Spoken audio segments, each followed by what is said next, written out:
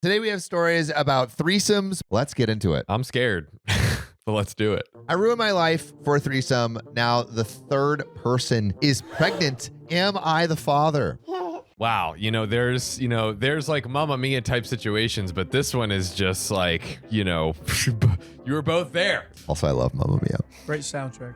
Yes. I mean, ABBA, come on. Come on. It's the best music to make pancakes to. And love. And love. And love. Thanks, Riley. Okay, story time. Yeah. I know this one. Oh, no. My wife, Letty, and I used to have an amazing relationship. We met each other 8 years ago, married 4 years ago, and we used to have a great marriage. And also, this comes from username Frickin' Ruined, which is very Oh, apt. no. Foreshadow. We had our ups and downs, but we always solved any issue and never let a day pass before we amended things between us. We were happy. Last year, we started to get more adventurous in the bedroom. Okay. Yeah. Trying to Spicing save things it. up. Trying to save it. John, how do you introduce adventure into your bedroom? No comments. Riley? Hot Playing Wheels. Mamma Mia. Yeah, Mamma Mia and Hot Wheels. Yeah. Dude, Riley's Where are you sticking that car, Riley? Riley's a man's man. After an event on our family, Letty decided to let go of her shyness and to live every single thing she could think. And that ended up with her becoming creative in our bedroom. We tried everything that caught our attention. If we saw it on TV or read about it, we tried it. Wow. We had so much fun together. I mean, you know what? It sounds like it's actually helping the relationship a lot. This Yeah. is so far good. I know, but like, if I tried everything that came across my desk in terms of weird sexual acts, It would not be good. it would not be good. Hamstering, for one. Oh, no. Oh my god. Sorry, gerbling, rather. Gerbling. No, no. Gerbling. Okay, story Don't look time. it up. Don't look it up. Gerbling. Okay, story time. After trying something she was very curious to try, she let me choose something to do. I want to know all these things. She told me to choose something you ever wanted to try but never had the chance. I stupidly told her I always wondered how it would be to be with two girls. Uh-oh. She agreed and started to plan a threesome. Oh, all right. I thought that was going to go different. Oh, It yeah, usually does. She is completely on board. Okay, wow. She's All right. almost two on board. Oh. No. It sounds like they're just being an adventurous couple. Right, you know? right, yeah. She agreed to start planning the threesome. I still regret that moment. Some more foreshadowing. We know it's going to go bad. All right, wait. Before we go, conspiracy theory. Yep. Based off my masterful deduction skills, that was the title that you read. The two of them we are going to get a bit of a swirly dirly going on, and she's going to be with child, and they're going to say, do we know who it was? I mean, I imagine we know who it was because I think there's just one guy in this situation. I have a new prediction. Right. I am an idiot. The prophecy became true. Who's the father? Stop. Who's the mother? Wait. How do you Okay. tell who's pregnant? So now, dude, you never know. All Also, right, John's prediction. Wait, Let's- what? it took me a long time. What was it with people who didn't know the paternity tests, that it's only a question of who's the father. It took me a long time for that to sink in. So, Well, I'm glad it's there. I'm glad it's sinking. we're finally in. I'm glad it's sinking. Something else sunk in. Oh, geez. We ended up choosing a girl we know, Abby, a friend of her from her job. Dude, red flag, massive red flag Yep. to have your threesome partner be a close friend from work. What if that's what they saw on the TV? Yeah, And they're like, it's- we have to try everything exactly as we saw it. Exactly. They probably just like watched one video on the hub and we're like, oh, secretary or ooh. co-worker after hours. Yeah. Yeah, no, literally the worst idea ever. Yeah. This is bad. But let's keep going. She's the type of girl that believes in energies, crystals, vibes, etc. a free spirit girl, and she is nice to hang around. We told her, and she ended up accepting, which is like I feel like they chose a type. Right, because imagine you ask the wrong person At work? Bro, Not good. a little damaging. A little. Hey, John, what are you doing later? You got a question for me, Riley? Ask it. I know. No. What if it's in France? I want to visit France. I know one of you would say yes. So that's why. I wouldn't say yes. What are you talking about? But he has in the past. Yeah, but not with you. Yeah, I would not do that with another guy. No. I would never do a threesome. From work. Riley, we're not having a threesome. Did Riley plant this story? Riley- To make, no, too conspiratorial. That's Can't great. get Riley that for that. trying to have a threesome with one of his bosses. Oh. We chose her because we knew it was very probable she will accept, but we also chose her because physically she's very different from my wife. While she is small with pale skin, short hair, and little button breasts, I'm not saying she is ugly, she is very cute. My wife has tan skin, long, beautiful hair, and a great body. While this girl is a skinny twig, my wife has bodacious curves. The idea was that this way, there would be not any insecurities about me comparing them or that I would prefer her because obviously I wouldn't. Damn. So they're basically like, yo, let's find someone ugly so that way you. Oh. Low key, Angela from The Office this is what she sounds like. Angela's kind You of bad, though. Is this Angela from The Office? Yeah, I don't. Yeah, like, yeah. You don't think Angela's cute? Angela's kind of cute. Not Yeah, my he's not about it. type. All right. I don't know. If she was, it's just because the personality she played. You know, Yeah. she tried out for Pam. Really? Yeah. Yeah, I can see why she wasn't. Damn.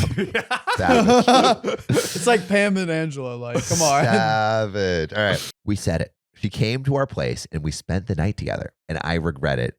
Even if those hours were Whoa. great at the moment. Damn, man. Man's putting in work. I would do anything to get back to that night and repeat it over. No. And stop everything. The following days, everything was great. Letty was happy that I liked it, and Abby kept it private. So it was like another perfect adventure for us. Then, after a few days, Letty started to become distant, sleeping at the other side of the bed, not wanting me to kiss or hug her, not even cuddling. At first, she said it was because she was tired, but after insisting, she told me it was due to the threesome. Here we go. Mm. Here we go. Let's see what happened. She told me even if she had fun that night now, she was feeling awful, cheated, used. That the image of me making love to another woman was burned in her mind. She wasn't comfortable with me being near her. Did anyone experience that? No. Are you asking us? You're asking the people. I'm asking the people. Yes. Has anyone had a threesome Yeah. and been like, I feel weird about it afterwards? And we've had multiple stories where, whether it's like threesome, actually, I think it's mostly threesomes, but other sexual proclivities like this, or being in an open relationship where they're like, at the time I was like all for it, but it was only until after it happened did it fully sink in, and I realized I didn't want it, which is fair. And I feel I like think. you have to make it, you can't really know how you're gonna feel until after, which ideally is why maybe you don't. I mean, You lean kind of like with someone more maybe you cautiously. don't know more because like it's more easier to not have it especially if you're having a threesome in a relationship. It's more Right. easy to not like infringe on the rest of your relationships going forward because you run into this person all the time. If that like person like deems it awkward. But now, not only does she feel uncomfortable with this image and burn in her mind, but she's going to work every single day and seeing this woman. I thought it was from his work. Is it from his work? Mm-mm. Do we know? I think it's from her from work. Her job. Oh my Yeah, dude. gosh. She has to go every single day and see this woman. Wow. She's coming to her desk like, hey, I just got the new memo reports for you. And she's like, I'd like to do something that would get me reported. Yeah. It's like if me, you, and Christian Had a threesome. had a threesome, and then you have to see Christian all the time. Riley, stop trying to I'm make going on sorry there. that everyone that I work with are guys, and there is one woman, but I'm not going to bring her into this. So this is why I'm keeping it like this, okay? Respectfully. Riley is trying to make a threesome in the OKOP office happen. It's not going to happen, It's Riley. not going to It's happen. not happening. Everyone saw that hug the other day, and now Riley has got it in his head. His You haven't seen the cute hug we gave Riley. Yeah, that was great, right? It was great. It was a Should've seen what they moment. did afterwards. Man, looking like a glazed Enough. donut. All right, we tried talking about it, even got into counseling. I tried everything to make her sure I only love her, that it was just a fantasy and that it would never happen again. And then Abby called me. Oh no. Her period was delayed, and she believed she could be pregnant. How did I miss that in the in the conspiracy tinfoil hat conspiracy?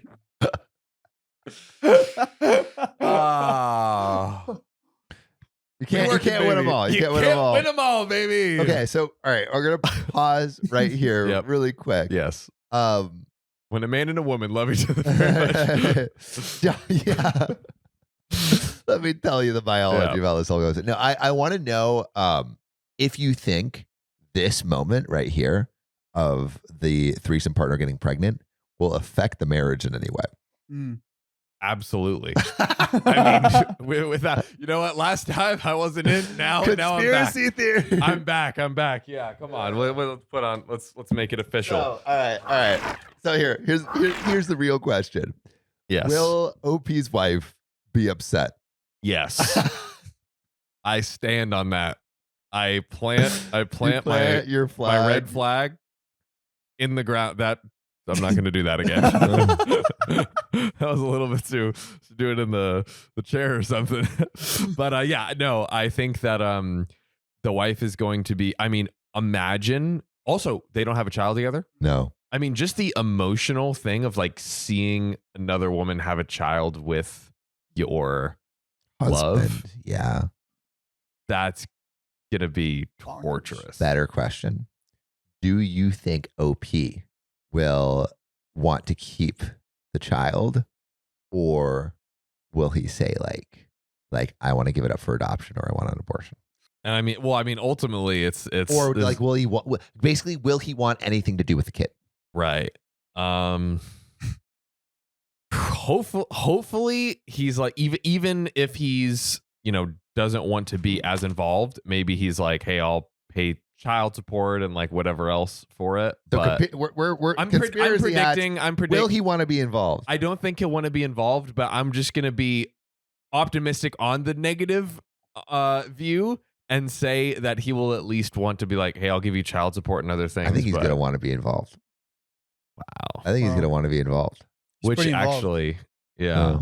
I mean, his firstborn child potentially Mm. For the woman, that's more negative for his wife, right?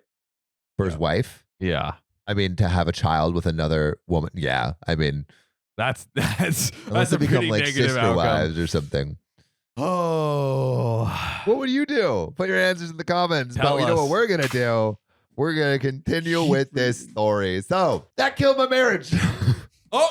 My wife moved out from our house and had asked for a divorce. Oh. She said she can't be near to me, knowing that another woman is pregnant with my child is too much to her. She can't even see me. No matter what I do or say, for her, it's over. Wow. Meanwhile, Abby took a test and she was indeed pregnant. I still don't know how it happened. I use protection all the time, even checked it after using it, and still she is pregnant. Abby is 100% sure the baby is mine. OP, I would still double check. Yes. I would still double check. Yeah. But Please. she says that before me, she hasn't done it with anyone else in months. And she is also sure about it that she offered to make a DNA test when the baby is born just to clear any doubts. Cool. Which, great. Chilling. Great. Yep. I feel like I effed up all my life. Letty is the love of my life, and she doesn't want to see me. Abby is not a bad friend at all, but she's the type of person you can only take in small doses. Give small doses. And now I'm bound to her forever. That's rough, dude. That's Yeah. rough. Yeah, he's Yeah. right. Bound to her forever. Forever. And he was the thing is, he wasn't even physically attracted to her. And he is not like attracted to her in terms of personality Yeah. either. Better build that tolerance up, man. Get to work, buddy. Oh, buddy, Yikes. dude, this sucks. Yikes. She wants to keep the baby and wants me to be part of the baby's life. Sometimes I just want to disappear, end things. I'm desperate. My life is falling apart for that stupid mistake. I don't know what to do. And there's an edit, some relevant comments, and some updates and edits and all that. But, John, Yes. what should OP do?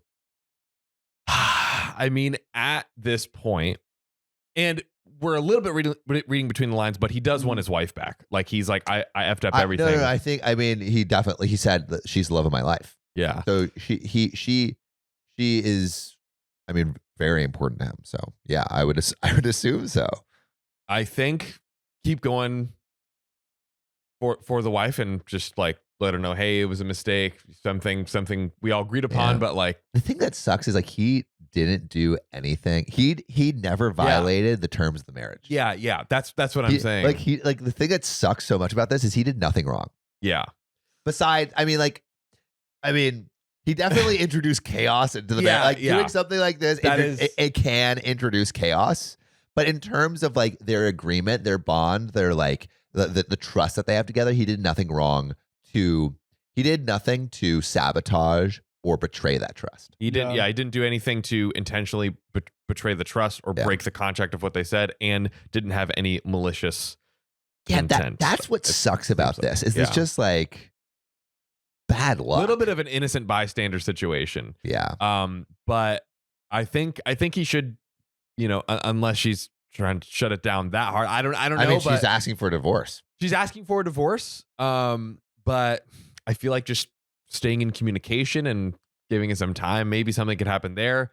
So that's what I think on the divorcing wife side. And then on the baby mama side, I mean, definitely child support.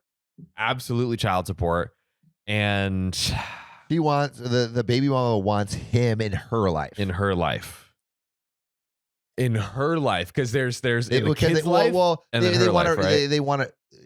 She wants him to be part of the baby's life. Yes. Thus being in her, involved in her life as well. Yeah. I mean, I think he should. I think he should. Like now does that mean is that he he has obligated to move in with her and has to be like, okay, now we're going to create a nuclear family? Absolutely not. Right. But I think absolutely child support and then some, because we've seen child support's low key a little low. Yeah. The mandatory minimum child support in many states. And be involved to a degree. Give the kids some guide. I don't know.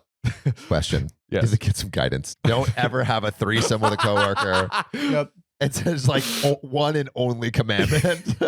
Son, we live by one rule in this house. And you will pass down this information from generation to generation. Write it on a fucking stone tablet. We are the people who do not have threesomes. We have decreed from OP the first. Start the new religion. Edit. So there's so much, so I thought it would be better just to answer it here. And so I'm going to clarify some things. I used a condom. We did it more than once that night, and every single time I used a condom, I bought them, checked them, and after finishing, disposed of them, and finished outside. Damn! Man did everything right. Like he went outside. Like, what the heck? Riley's like, what is this crazy concept? He's like, oh, I gotta get a bus. Just starts running. These guys are creepy, bro. That's crazy. Usain Bolt over here. Oh, but he couldn't run fast enough. The threesome wasn't something we did in a rush. We took our time planning it, talked about it a lot, and confirmed multiple times we were really sure. And all the time we were both on it. 3, we didn't jump straight into adding a third. Long time before that, we started experimenting, playing, and being kinky. This was just another thing to try. No one was pressured into it. On the moment I said it, because I couldn't think of anything else. I was surprised when she said we could try it. 4, abortion is not an option here. Abby wants a baby. 5, as much as you saw, English isn't my first language. Sorry for my errors. And 6, I talked with Abby. She is more than willing to take a DNA test. Now we have the update. So this first part came from November 13th. It is now January 11th, 2024. So relatively recently. Oh. All right. Are you ready? Let's do it. It starts with, hello. Hi. Some had sent me messages asking for an update, and I think I can give one. Abby and I took the DNA test. I am the father. Oh, dang it. I was Oh. No, he is the father. She is open to do another test after the baby is born if I want to be sure, but as things seem to be, this is my baby. At first, I took it the worst way possible. I kept torturing myself for being such an idiot, and reading some of the comments made me realize that I'm the biggest stupid for asking my wife to add another girl to our bedroom. I also like how he wrote that, the biggest stupid. I love it. I love it. Abby and I talked after the test. She is keeping the baby. She wants to be a mom and wants me to be the father for the baby. She told me that she didn't expect me to start living with her and get married just to take charge of the responsibilities that will come with the baby and to get along and be good friends for the baby. So it's like, it's co-parenting. Co-parenting, 100%. Yeah. She had also apologized for how things had developed. Also, something I was thinking about the other day is like, what if I like raised a kid with Christian and we're just like platonic best friends that just like Dude, raised people a do child? Yeah. Life, like a thing having. life partners. And Yeah. like, That'd be fun. We have does we had Chip here for 1 week, and this is what he got from that. I know Chip's gone, the golden retriever. we are going to sue for shared custody, though. Yeah. I am going to sue Christian's dad for shared Chip custody. is so cute. But back to the story. So she had to also apologize for how things had developed, saying that she never wanted to hurt me or Letty. Her intention was just to have fun, but that she's grateful and excited for the baby. And she and I are on good terms now. I'm still not totally comfortable with her. And she's saying that if I can't save my marriage and end up divorcing my wife, she wouldn't mind having fun with me again. No, that's not good. Don't do that. Don't do that. Yeah. Oh, I mean, man. if Don't you do did that. it once and you have one baby, might as well have two. Imagine Might as well she gets have pregnant two. again. Yeah, Oh, my. instantly. It makes me doubt her real intentions. I mean, like, Mm. I don't know. I don't know if I don't know if I would take it that way. She might have went to therapy and figured it out. Like basically saying, oh, she actually wanted me the whole time type of a thing. Or Yeah, I think that may be what it means. I think it'll also mean like slow, like not that she wanted him the whole time before or anything, but now that there is the baby. well, maybe she was like, oh, I was going to give up the baby for adoption, but now that I have this chance with this guy that I'm kind of into, maybe I'll keep the baby and like that will create some kind of family unit. But I don't know if I believe that. Yeah, I mean, it seems like she's like very adventurous and is just like, I'm down. Yeah, I'm down. She's rolling with the punches. Yeah.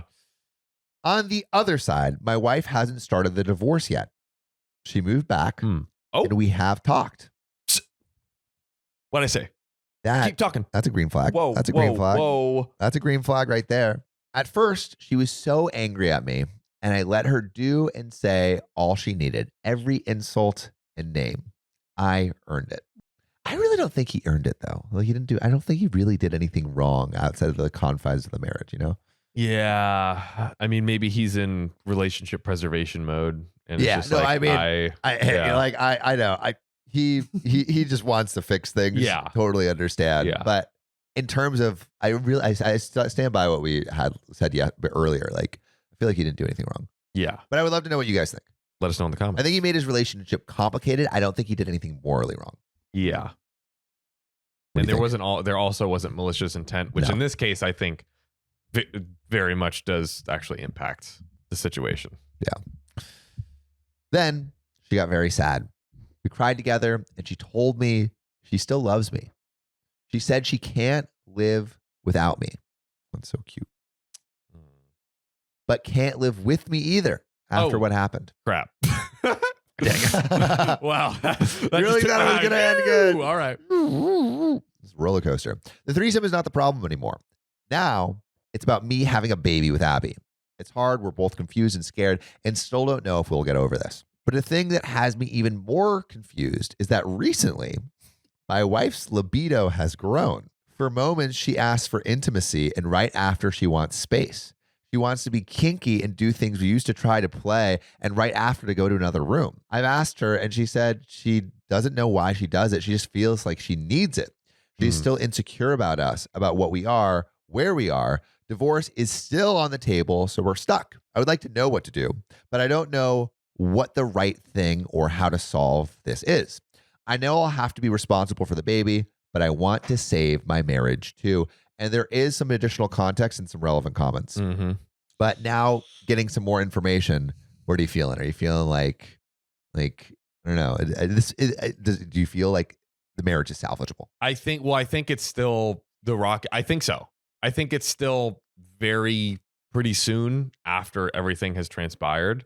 Also low key, one thing they could do that would help OP's wife be distracted from the other baby. No, stop. Have another threesome? Don't Have say a it. baby of their own, baby. I knew it. Why did I say have another threesome? We all know where Sam's mind is at. He's like, let's run it back. That is true. I mean, but maybe they're not ready. I don't know. It's a horrible reason to have a baby, but one. Daddy, why did you decide to have me? Well, son. When you have a very ugly coworker that you want to have a threesome with. Things get complicated fast. Yeah. A lot of people do that though. They're like, a kid will save this relationship. Yeah. That's so bad. Great name for a podcast. Yeah, that really is though. Yeah, you don't do that. But Don't do that. It would distract. It would potentially work. And it would potentially work. And maybe being pregnant, she'll have more empathy for OP? Abby Yeah. as well, for the coworker. And they become friends again. It's a terrible idea, but And they all live in one house. Oh man. In like Minnesota. Yeah. Or Utah. Ooh. I love Yeah. we just went to now I see. Now I see where we're going. But here's some additional info from OP. Okay. We use condoms every time. One of the doctors told me that it is very rare, but condoms can fail. It needs a little, even microscopic hole that goes unnoticed. A lot of bad luck, but it is possible. I threw the used condoms on the room's trash bin. It would be impossible for her to take them without us noticing. It happened in our room, and we stayed on the bed after we were done. After that, we dressed and went to the kitchen for coffee, and after that, she left. I don't know what her real intentions are, but I'm definitely not going to be with her. I'll take charge of my responsibilities as a father, but just that. There wasn't much interaction between them. It was both focused on me. The only things they did was when I asked them to kiss, and then when I was doing it with my wife, Abby was touching her body. Besides that, they barely interacted between them. We're getting some 50 Shades of Grey right there. My goodness gracious. Is anyone bricked up or just me? No, I'm just kidding. And relevant comments. JTTTWIC says, I don't know. You trusted her enough with a threesome in the first place. OP says, and I regret it. Sure, but if you and your wife divorce, who might you end up with? OP says, if we divorce, I'm not going to be with Abby. I will be a father for the baby, but nothing more. And that is where it ends. Wow. We kind of have some loose ends. We definitely have some loose ends here. I think this goes to show, if you have a threesome, be prepared for whatever fallout that can happen. That's true. Yeah. What, Riley? Why are you looking at me like that? What, So- Riley? So as a person in here that has joined the Illuminati, what preparations have you made in case something were to happen? What have you learned from your experience? From having, are you What's are you happening? asking me what have I learned from my experience from having a threesome? Yeah. Okay, start. Do you relate to any of this? I mean, luckily, no one got pregnant. that you know of? No, I'm just kidding. Oh no. I mean, what was great about that threesome? I mean, we're all still friends. One, There we go. and it was like we were all friends, and it kind of just was fine afterwards. And we're still friends. So totally opposite of what went down with this guy. The exact. Yeah, but I polar think the opposite of difference was, scenario. like I didn't do it in a relationship. I think that Mhm. like, and you can do it in a relationship, and I know people who have done so successfully, but like You're playing with fire. you're playing with fire, because if you don't know how you're gonna feel, like it could be bad. And also be sure you're like real, like I don't know, the condoms work, and you're on, like the person's on the pill or something. Like, Yeah. you need to be super careful, because something Yeah. like this could really mess up your relationship. But I don't think anything wrong with a threesome between two friends that don't work together, Riley. I'm just relating it to the story. I never said I wanted that.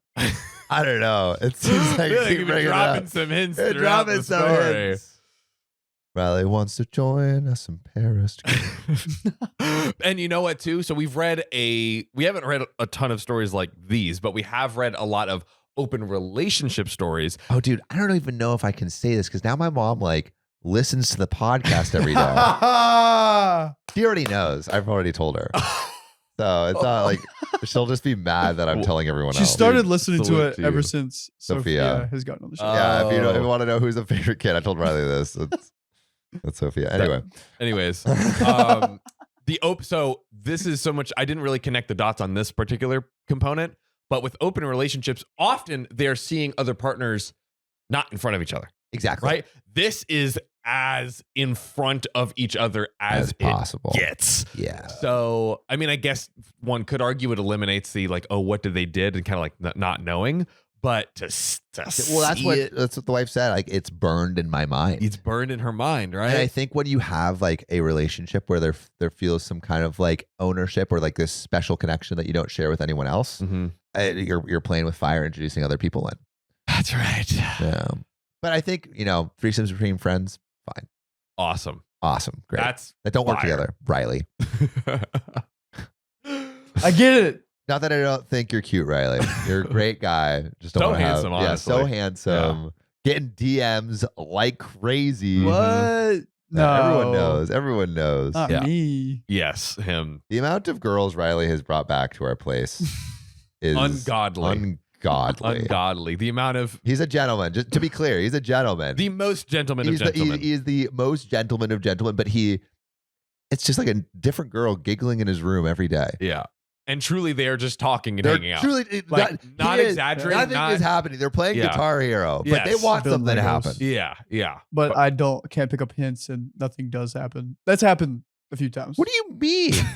Like I'll be like too The girl focused. yesterday literally bought you tacos. That is true. Yeah. It's there. That's a hint, dude. She was so into you, for sure. I hope so. I was For really into sure. her.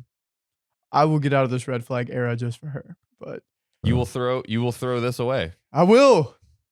I'll throw it all away. Yeah, but you know what? I want to never throw away. This next story. Woo! Let's go. Jinxie, baby. I, 37 male, got a paternity test done, and now my wife might divorce me over it. Help! That's not a good sign. No, not at all. My boy, we might give you some help. User don't want a divorce. I love these usernames that are just straight to the point. They really just drop the greatest and most obvious of Easter eggs for Yeah. us, and we so appreciate it. They say, my wife, 35 female, and I, 37 female, have been married for 12 years. Wow. That's a while. That's not nothing. We have 3 kids, and I always had this nagging feeling that our middle child wasn't mine. My wife has shown me a picture of her grandfather, and he does look a lot like him, the middle child, that is. But he just doesn't have any of my family's features. He looks so different than anyone else in the family, which is low-key kind of hilarious because he's like, he does look like someone in her family. And it's like, of well, course he looks yes. like someone. As John recently learned, Very recent. it's hard to tell where the father is, but it's easy to tell It who only the took mother me is. 2,600 stories, guys. Ding! Your boy is here. I decided I wanted a paternity test to put my mind at ease after 12 years of marriage and That's a 3 while. children. That's a while. I mean, and we've seen this ruin marriages before. Oh yeah. We have. I think this is written from. It feels like the possibility is higher in this case, but we've heard it read from the wife's perspective, where it's like, my husband doesn't trust me, Exactly. and got this DNA test, and it kind of erodes trust It in the it relationship. insinuates so much. It's It something insinuates so much. you really can't come back. And this isn't like the last story where it's like, oh, it was like a one-time thing. You've been married to this woman. Like, it's very different to ask for a paternity test from like, yeah, we had a one-night stand. And also, as we've learned, DNA is weird, and sometimes your kids don't look exactly like. Oh, That is true. yes. Please understand that, everyone. Yeah. Oh my gosh. Your kid should not look like a carbon copy of you. If you've learned anything from this show, ladies and gentlemen, please take that. Yeah. My wife got pretty upset when I brought it up because cheating has always been a deal breaker for her and so many other things, OP. It insinuates a lot. But I just saw that as all the more reason to get one done. Buddy, you're not getting it. You're not getting it, my guy. I told her. I think what it really becomes is this important enough to you to end your marriage over? Yeah. Because That's if you're the question you wrong, have to ask. if you're wrong, I mean, you're screwed. Actually, if you're right, you're screwed. If you're wrong, you're screwed. You damned if you do, you damned if you don't. Sorry, OP. I like how you said that to me. I don't know. It felt nice. It We rung in my podcasted, head. baby. Yeah. Like a little bell. I told her that if she had nothing to hide staying in OP, she should have no problem with getting one done. I tested my son. It turns out he is mine. Damn. Got it. I got it. I Tinfoil got hat it, to dude. reality. He is screwed. Screwed. He is Ooh. screwed. Well, get a load of this. I thought everything was fine. Idiot. He's like, dude, this guy is a dummy. This guy is a big old dummy. Peaches, rainbows, and sunshine, Oh, my right? God. How clueless can you be? This clueless. And I had my peace of mind. But at what cost? Have your peace of mind alone. I was peaceful, and that meant that everyone else was going to be peaceful with me because I was peaceful. Yeah, it's gonna be fine. Except she told me that she was going to take the kids and go to her parents for a while. When I asked why, she exploded and told me that she was seriously considering divorcing me over this stunt. Wow. That she was so furious for me doubting her loyalty, knowing how she felt about cheating, and that she would never forgive me for what I put our son through, making him question his place in That's the what family. I'm saying. That's why it's worse. That's why it's Yeah. worse, dude. Yeah. You're also putting all this on the kid as well. Yeah. Imagine how terrible that kid must feel. Yeah. That his dad doesn't think that that's my son. 100%. That's the shitty thing. That's what's divorce worthy. Again, assuming that the wife did nothing wrong, which in she this didn't. case she didn't, you know. No. I can't believe she like still went through All with divorce it. worthy. Because I would love to hear her like Well, I think maybe she knows like he'll always have this like chip on his shoulder, even though it's stupid, and she's like, I know it's not true. He can always use that as like, well, why'd you take the test? Why'd you take the test? You know what I mean? So what you're kind of forced into a corner. Like, Like, you why mean- did she agree to take the test? Because he could leverage it like that. right? Exactly. And it sucks because she's backed into a corner because this is a damned if you do, damned if you don't. Because she's like, well, I don't want to have to take the stupid test, but like you're kind of low key making me do it. Yeah. It sucks. No, it is awful. I hope the kid's okay.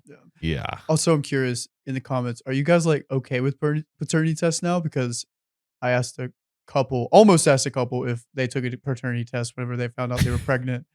And I think I'm just brainwashed because I think By mistake because of Dude. all of the Yeah. stories. That's what I be think clear. happens to like guys like these is they spend a little bit too much on the time on the wrong subreddits and Yes. read all these stories about paternity tests that go wrong. And then Yeah. they're like, holy shit, it's going to happen to me. Yeah. Because Riley, for you, is like a knee jerk thing where you like almost said, like, oh, no, wait. Yeah, It's so- just because it was like you've read so many stories like, oh, is there a paternity test? Like, oh, wait, no. The implications, everything. yeah. No. Then you read stories like this where paternity tests are like relationship enders. Although a lot of people in the comments, I mean, like I read your guys' comments all the time. oh, yeah. And a lot of people had said like, oh, like I don't mind if someone asks me for a paternity test. But I think that's if it's like maybe in the beginnings of a relationship. or Yeah, something. not in a situation like this where it's like we've been married for 12 years, have a foundation of trust Yeah. and 3 children, But and then you're like, let's put it into the comments again. Yeah. How would you feel about asking for a paternity test? Yeah. But I think Or if being you're asked. if anything, ask at birth. Don't ask 12 years later. yeah, you lost your another Yeah. Sam's golden rule. Yeah. You can ask for a paternity test, but before the child makes memories. So like from like 1 to 4. Yeah.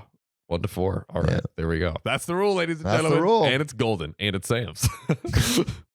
Don't put that on him.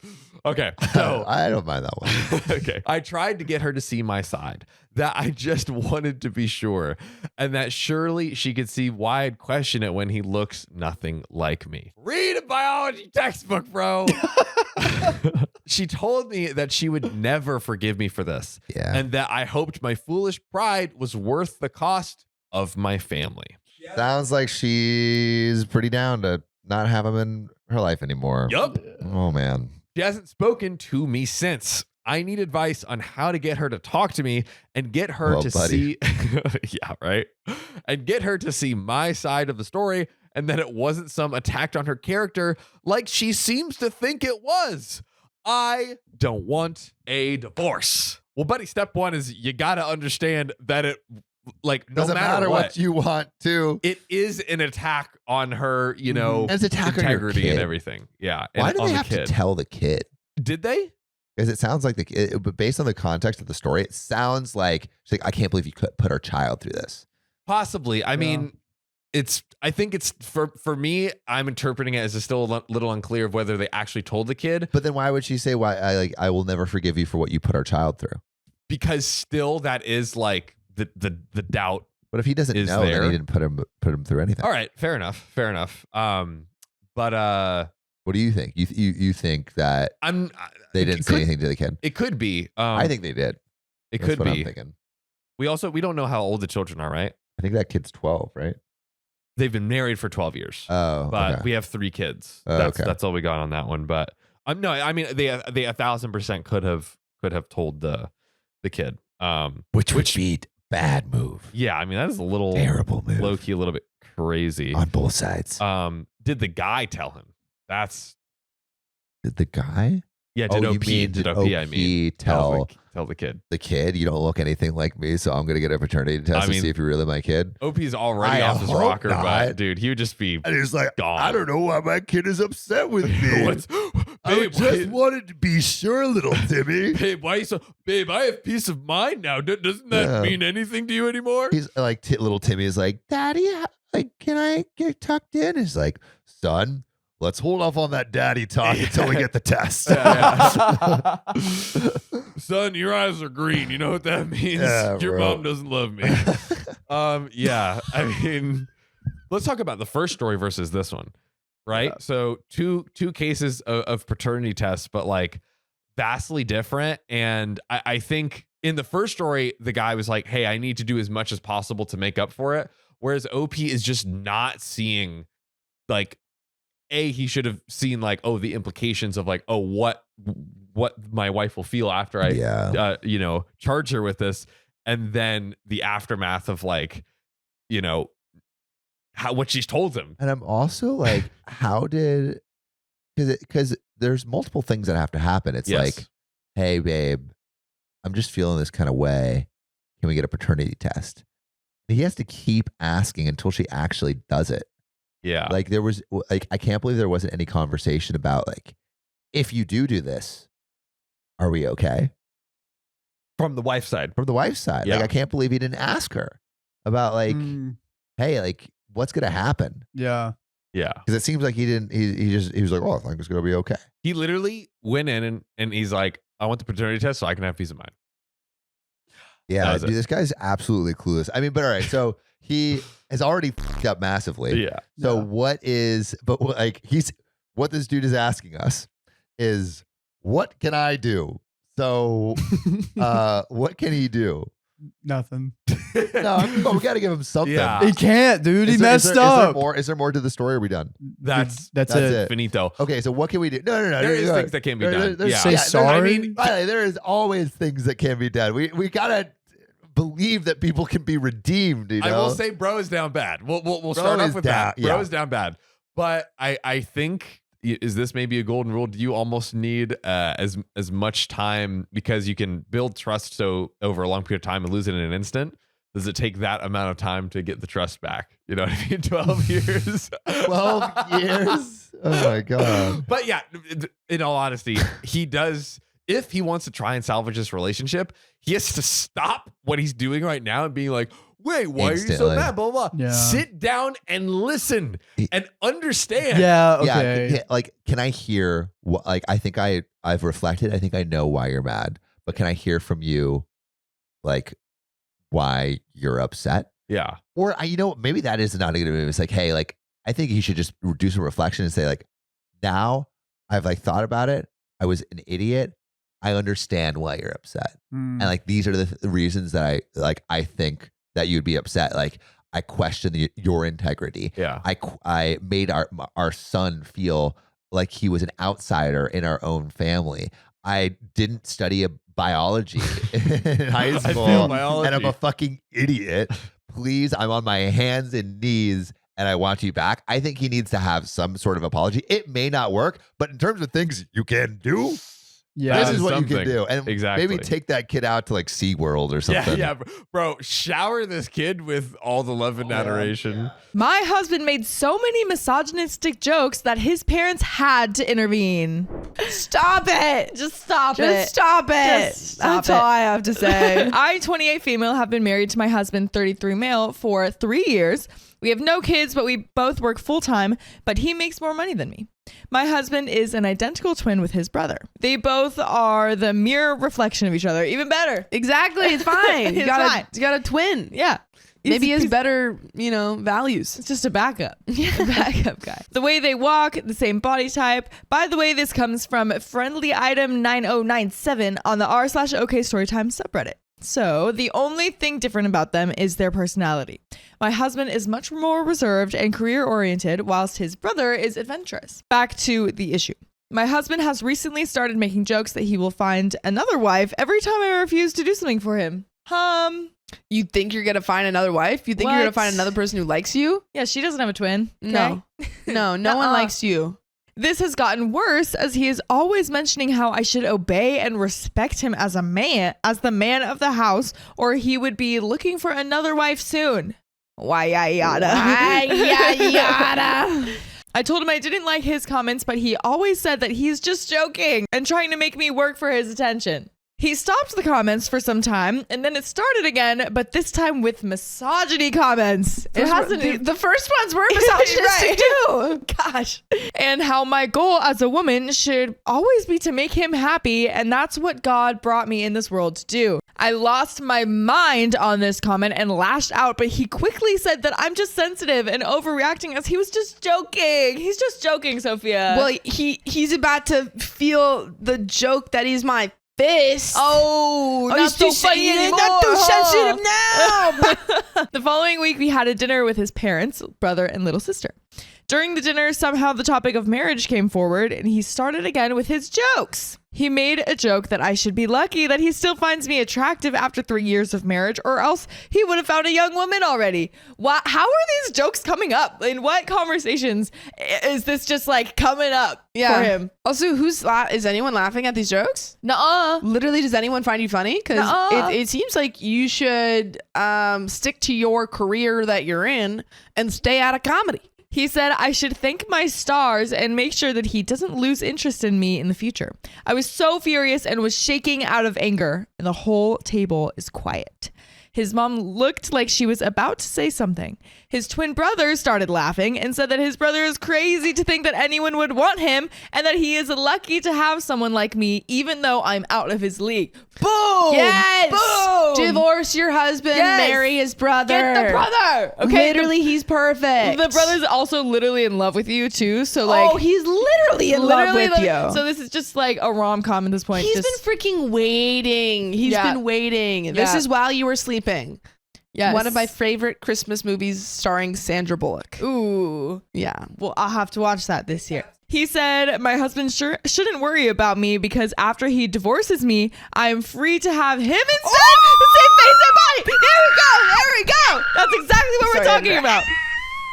And I can finally be with the better twin instead of an insecure excuse for a husband. Man's been waiting. Man's been biding his time. Oh yeah. Oh yeah. My husband completely lost it and started shouting at his brother, who started laughing and blurted out that he was joking, just like my husband.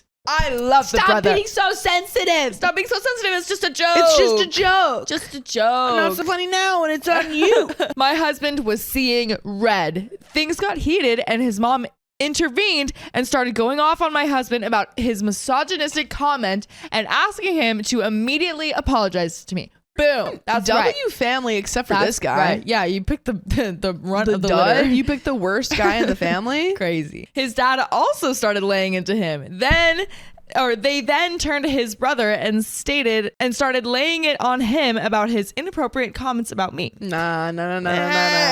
Unless OP is very uncomfortable, Sure. then a-hole. But if she's like Right, feeling she's like- it, then it's different. It's totally fine. Yeah. Yeah. Sounds like just Sounds a like romance. She could be to maybe me. feeling it. Yeah. I don't know. His parents apologized for their behavior. He and his brother started going off again at each other, so his mom and I decided to leave with my sister-in-law and went to get some bubble tea and went for a walk at the beach to release my mind of everything. About 1 hour later, my mother-in-law called for us to come. When we came back, everyone was sitting in the sitting room and my husband looked pissed whilst his brother looked like he's enjoying this drama. As I walked in, the father-in-law looked at my husband, who then came and apologized for his comment. His brother also apologized. His mom packed us some food since this whole thing started in the middle of having dinner. And she warned me to let her know if he ever tried this nonsense again. The car ride was quiet. When we reached home, my husband turned to me and asked why I wasn't defending him when his brother was making those comments. I started going off at him as well and explained how his comments hurt me, and if the roles were reversed, if he would be fine with me doing what he was doing. He again said that he was only joking and that I honestly knew he would never do that to me. I told him I am so disappointed in him and I can't believe I married a man like him. You go. Tell him off. He started full-blown crying. This shocked me as I've never seen him cry before. He's been waiting for this moment. He's been waiting. He's been waiting to whip it out. He's trying to guilt trip you, man. Exactly. I wouldn't Crocodile trust it. tears. There you go. He then asked me if I ever had romantic feelings for his brother, and I was like, what? He explained how they both looked the same, and if I love him, that also means I'm in love with his brother. That's actually not how that works. No. Different personalities. Mm-hmm. Also, does that mean that your love is only based off of her looks? Is that what we're talking about? Is that what we're saying? The jokes actually do back that up, Yeah. but I was just so done with him and left to bed. He came to bed around 3 a.m., started apologizing, saying that he loves me a lot and that I am his world. He woke up this morning before me and made breakfast for us. I don't know if we should go to counseling or if I should file a divorce over this. Please help me. And there is an update, but what would we say? I'm so incredibly biased. Divorce him. I think So incredibly biased. I understand this is a biased take. Right. Divorce him. Right. Based off of the little knowledge I know and how much love I have for his brother, Yeah. then I would go divorce. I would go divorce, and like Right. maybe like a year or two down the line, we start Right. dating again. Right. And then we realize that, sometimes the people that are right for us have been there all along and kind of like look like the guy that we used to be married to. Yeah. He's like hidden in plain sight. Hidden in plain sight, and also are in love with you too. Right. So it works out. Realistically, I should probably go to counseling. But there is an update, so let's see. Hi, everyone. This is OP. Sorry for the confusion, but the update before was not written by me. As you can see, it was written by my husband's sister. I don't understand why she would do this, and I am so angry with her. At the anniversary party, I showed her my post about her brother, and she thinks that I am looking to start some drama by moving our family issues online. Me and my sister-in-law are very close, so I'm very disappointed with her right now. I just found this update this morning and have called her to ask. She told me she did write the update yesterday when I left my phone with her. She said since I'm looking for drama and that I want her twin brothers to fight over me like some princess, she is making my dreams come true. And that I shouldn't have brought this on Reddit and should have instead discussed it with her.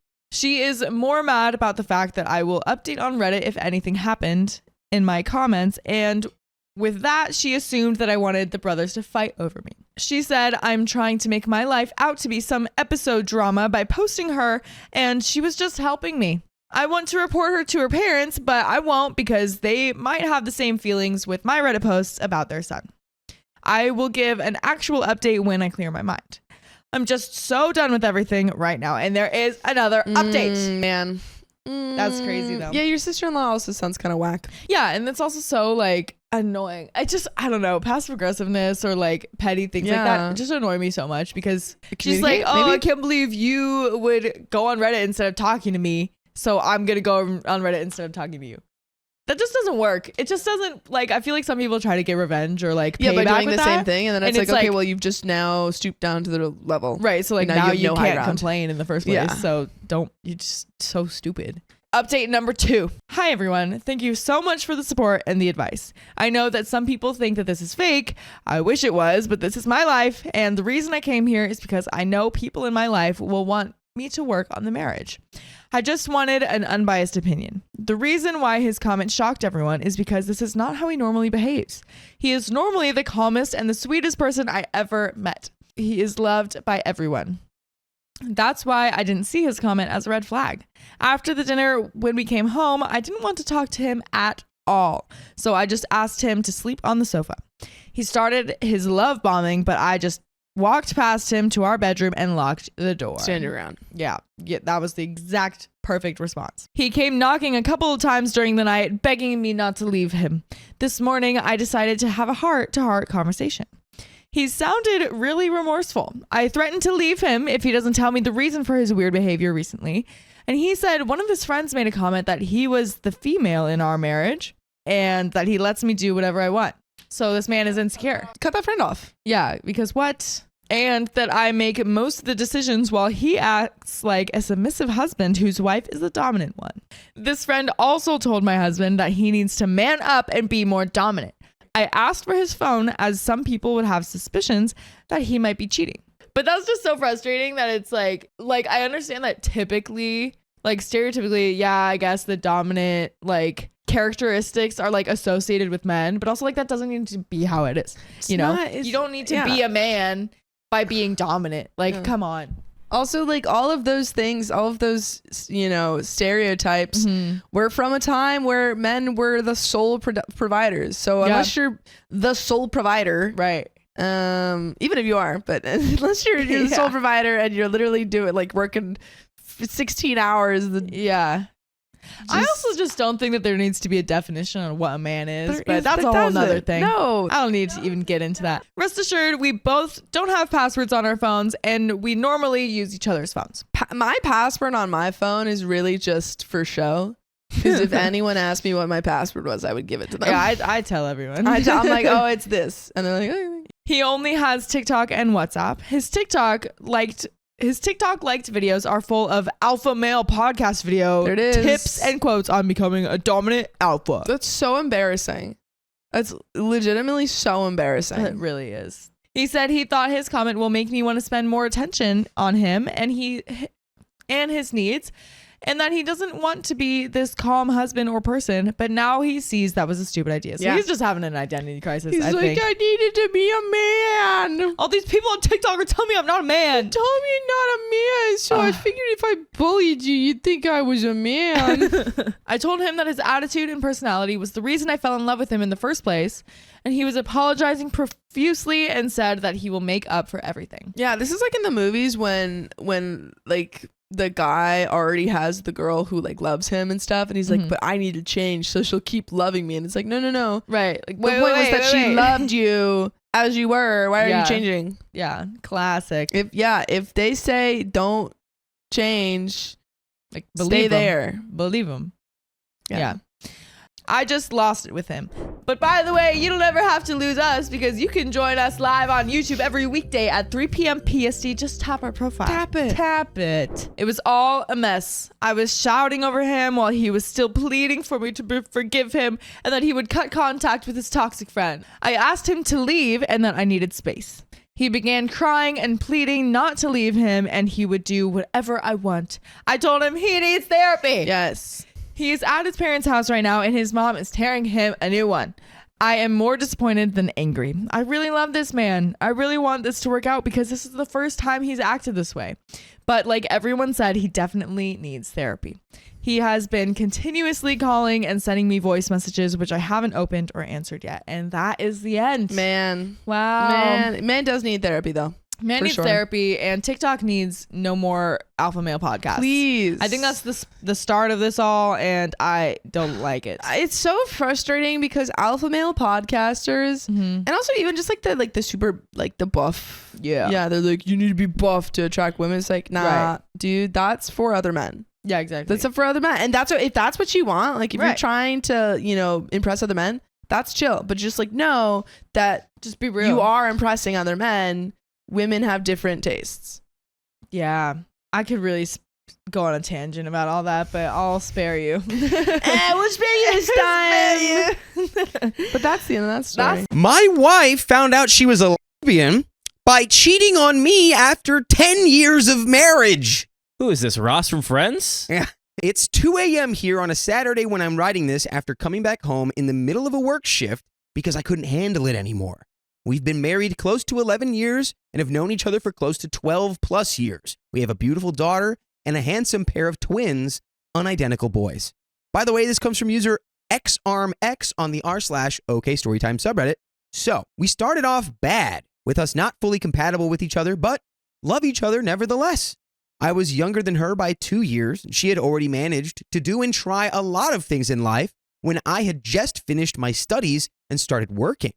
We got married early due to circumstances, and throughout the first 6 to 7 years, I did make a lot of mistakes, mainly during her pregnancy with our firstborn and with our secondborn, being lost within my hobby of mobile gaming and PC building, and that cost us to the point of our emergency money. Oh, he was spending the emergency money on his hobbies.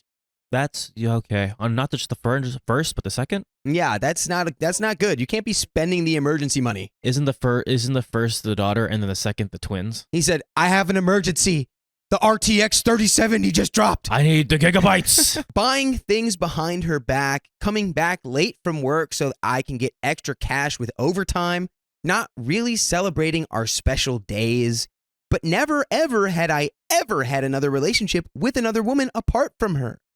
For the last few years, I've been trying to mend all of those things that I've done wrong. I made up with better salary. I supported her and started celebrating our special dates, taking care of the house better, like cleaning, washing, tending to the kids, because she's constantly in pain due to her back and knees, suspected arthritis. I gave her my car to drive so that she can travel with comfort, and for the last year after I got another job with better pay, I gave her a big amount of pocket money for her to use in any way she sees fit. Whenever she wanted to go for some me time traveling overseas with friends, I gave her the car, some extra cash if I had it, and left the kids with me so that she can go enjoy herself. No curfew. I trusted her completely. Okay. She's already stopped trying for us and for me ever since our twins were born. To her, she already gave up, and while she appreciates my effort as a family effort, none of it matters to her anymore. I'm okay with that. I know it was my own mistake for those few years early on. I still treated her to all of the things that I would love to be treated with by her, but no longer get it back from her. To her, I exist only as a father and a member of her family. Ooh. Yeah, I mean, well, OP did kind of lay out for 6 or 7 years he was making a lot of mistakes. So let this be a warning. If you make mistakes time and time and time again for more than a half decade, it can lead to irreconcilable differences in your marriage. The resentment's already there. Yeah. She's been taking some courses for elderly care, and she's doing one that requires her to be away a lot from the house, like for assignments, group projects, and for presentations. The kids were left with her sister, and today she called telling me about some news she wanted to tell me in person. I've been away on remote jobs for almost a year, coming back only on weekends. I told her I couldn't make it this week and could only come back by the next 2 weeks after my work is done or close to done. So I insisted for her to tell me over the phone. She told me for the last few days, since last Wednesday, she's been having a relationship with a lady. That's a quick pivot. Yeah, pivoted like a couch in an episode of Friends. Pivot! But no, this is like the worst pivot you could do. Wow, yeah, it makes sense she wanted to tell you that in person instead of over the phone. A tomboy, perhaps. Our people call them penkid here. Malaysia. And the lady is 40 years old while I'm 34 and wife is 36. Not that it matters a lot, but how effing dumb can you be to have a relationship with someone's wife and not expect me to feel or do anything bad about it? I asked my wife to what extent. Was it just a physical fling or something minimal or harmless? Nope. She was serious about the lady. And the same applies to the lady about my wife. What a pivot. I asked, what have they done? And she admitted that they have been having spicy sleep, unprotected, regardless in what way, for some time. The thing is, she admitted that she loves her, that she has always wanted to try loving another girl, and she doesn't regret it. For goodness sake, I'm here.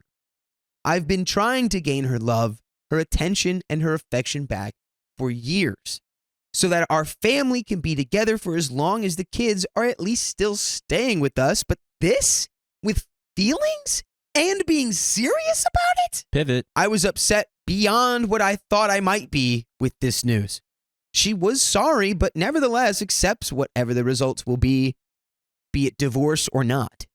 I asked, will she at least try to make things better with me after her betrayal like this?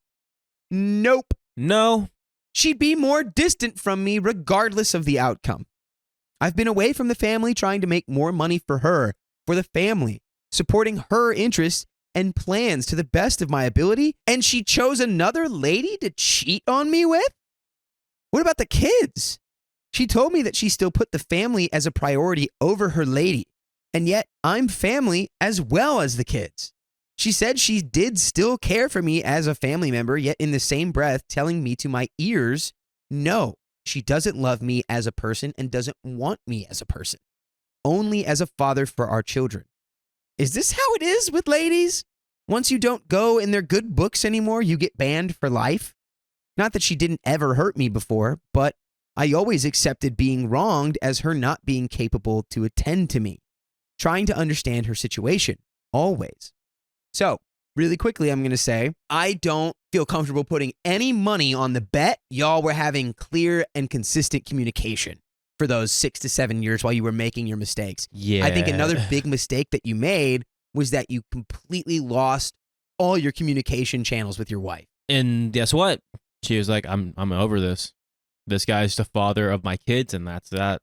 She had been moving on. It's unfortunate. And you know what? And although we are making a little bit light of this, like, I do feel for you, OP. Like, it's got to hurt. Lesson learned, right? You got to, if you really feel like you were making mistakes consistently for 6 to 7 years, you got to be real proactive about making it right. And if you don't feel like, if you're trying to make it right by just buying them things and paying for their things and letting them have space, that's not the right way to do it. Exactly. There's way more to it than just, I'm paying for your vacation and your trip and I let you drive my car. How could you do this to me? Yeah. In the healthiest way I can describe money in a relationship, and this is a bit of a tangent, but it's like when you know that your partner or that y'all both do have money in a relationship, what it does is it provides you security. And that security allows the relationship to grow in ways that when you don't have financial stability or you don't have financial security, it's a lot harder for something to blossom because you're just too busy being concerned about stressed out things. You're too stressed out. That's like your About main bills. focus. Yeah, your main focus is literally like, how am I going to live? How am I going to survive? So it's very appealing, but it's also can be quite the trap. Yet with this, I worry about my kids. I don't trust her anymore with our kids, but they are very close to her, especially our younger of the twins. Should I just accept whatever crap she's done and stay for the kids, or move away while exposing our kids to the harm that comes with a divorced marriage? I couldn't even sleep right now despite having to work at 9 a.m. until midnight. Update number 1. We both meet up at her parents' house, and she came clean and outed as a lesbian. True and true. But because of that, her personality has now changed. She no longer holds grudges. She can actually say that she loves me despite not a full-on love, since she is now a lesbian and anything goes aside from, spicy sleep. I'm hoping for a change, but I don't know. She's calmer and happier and more confident, and somehow has become lots and lots more healthier than she was the last time I met her before I went for another long-distance relationship while working. I honestly truly love her, but knowing that she now has another person that she loves truly, despite, regardless of her being a woman, I'm still torn a bit inside.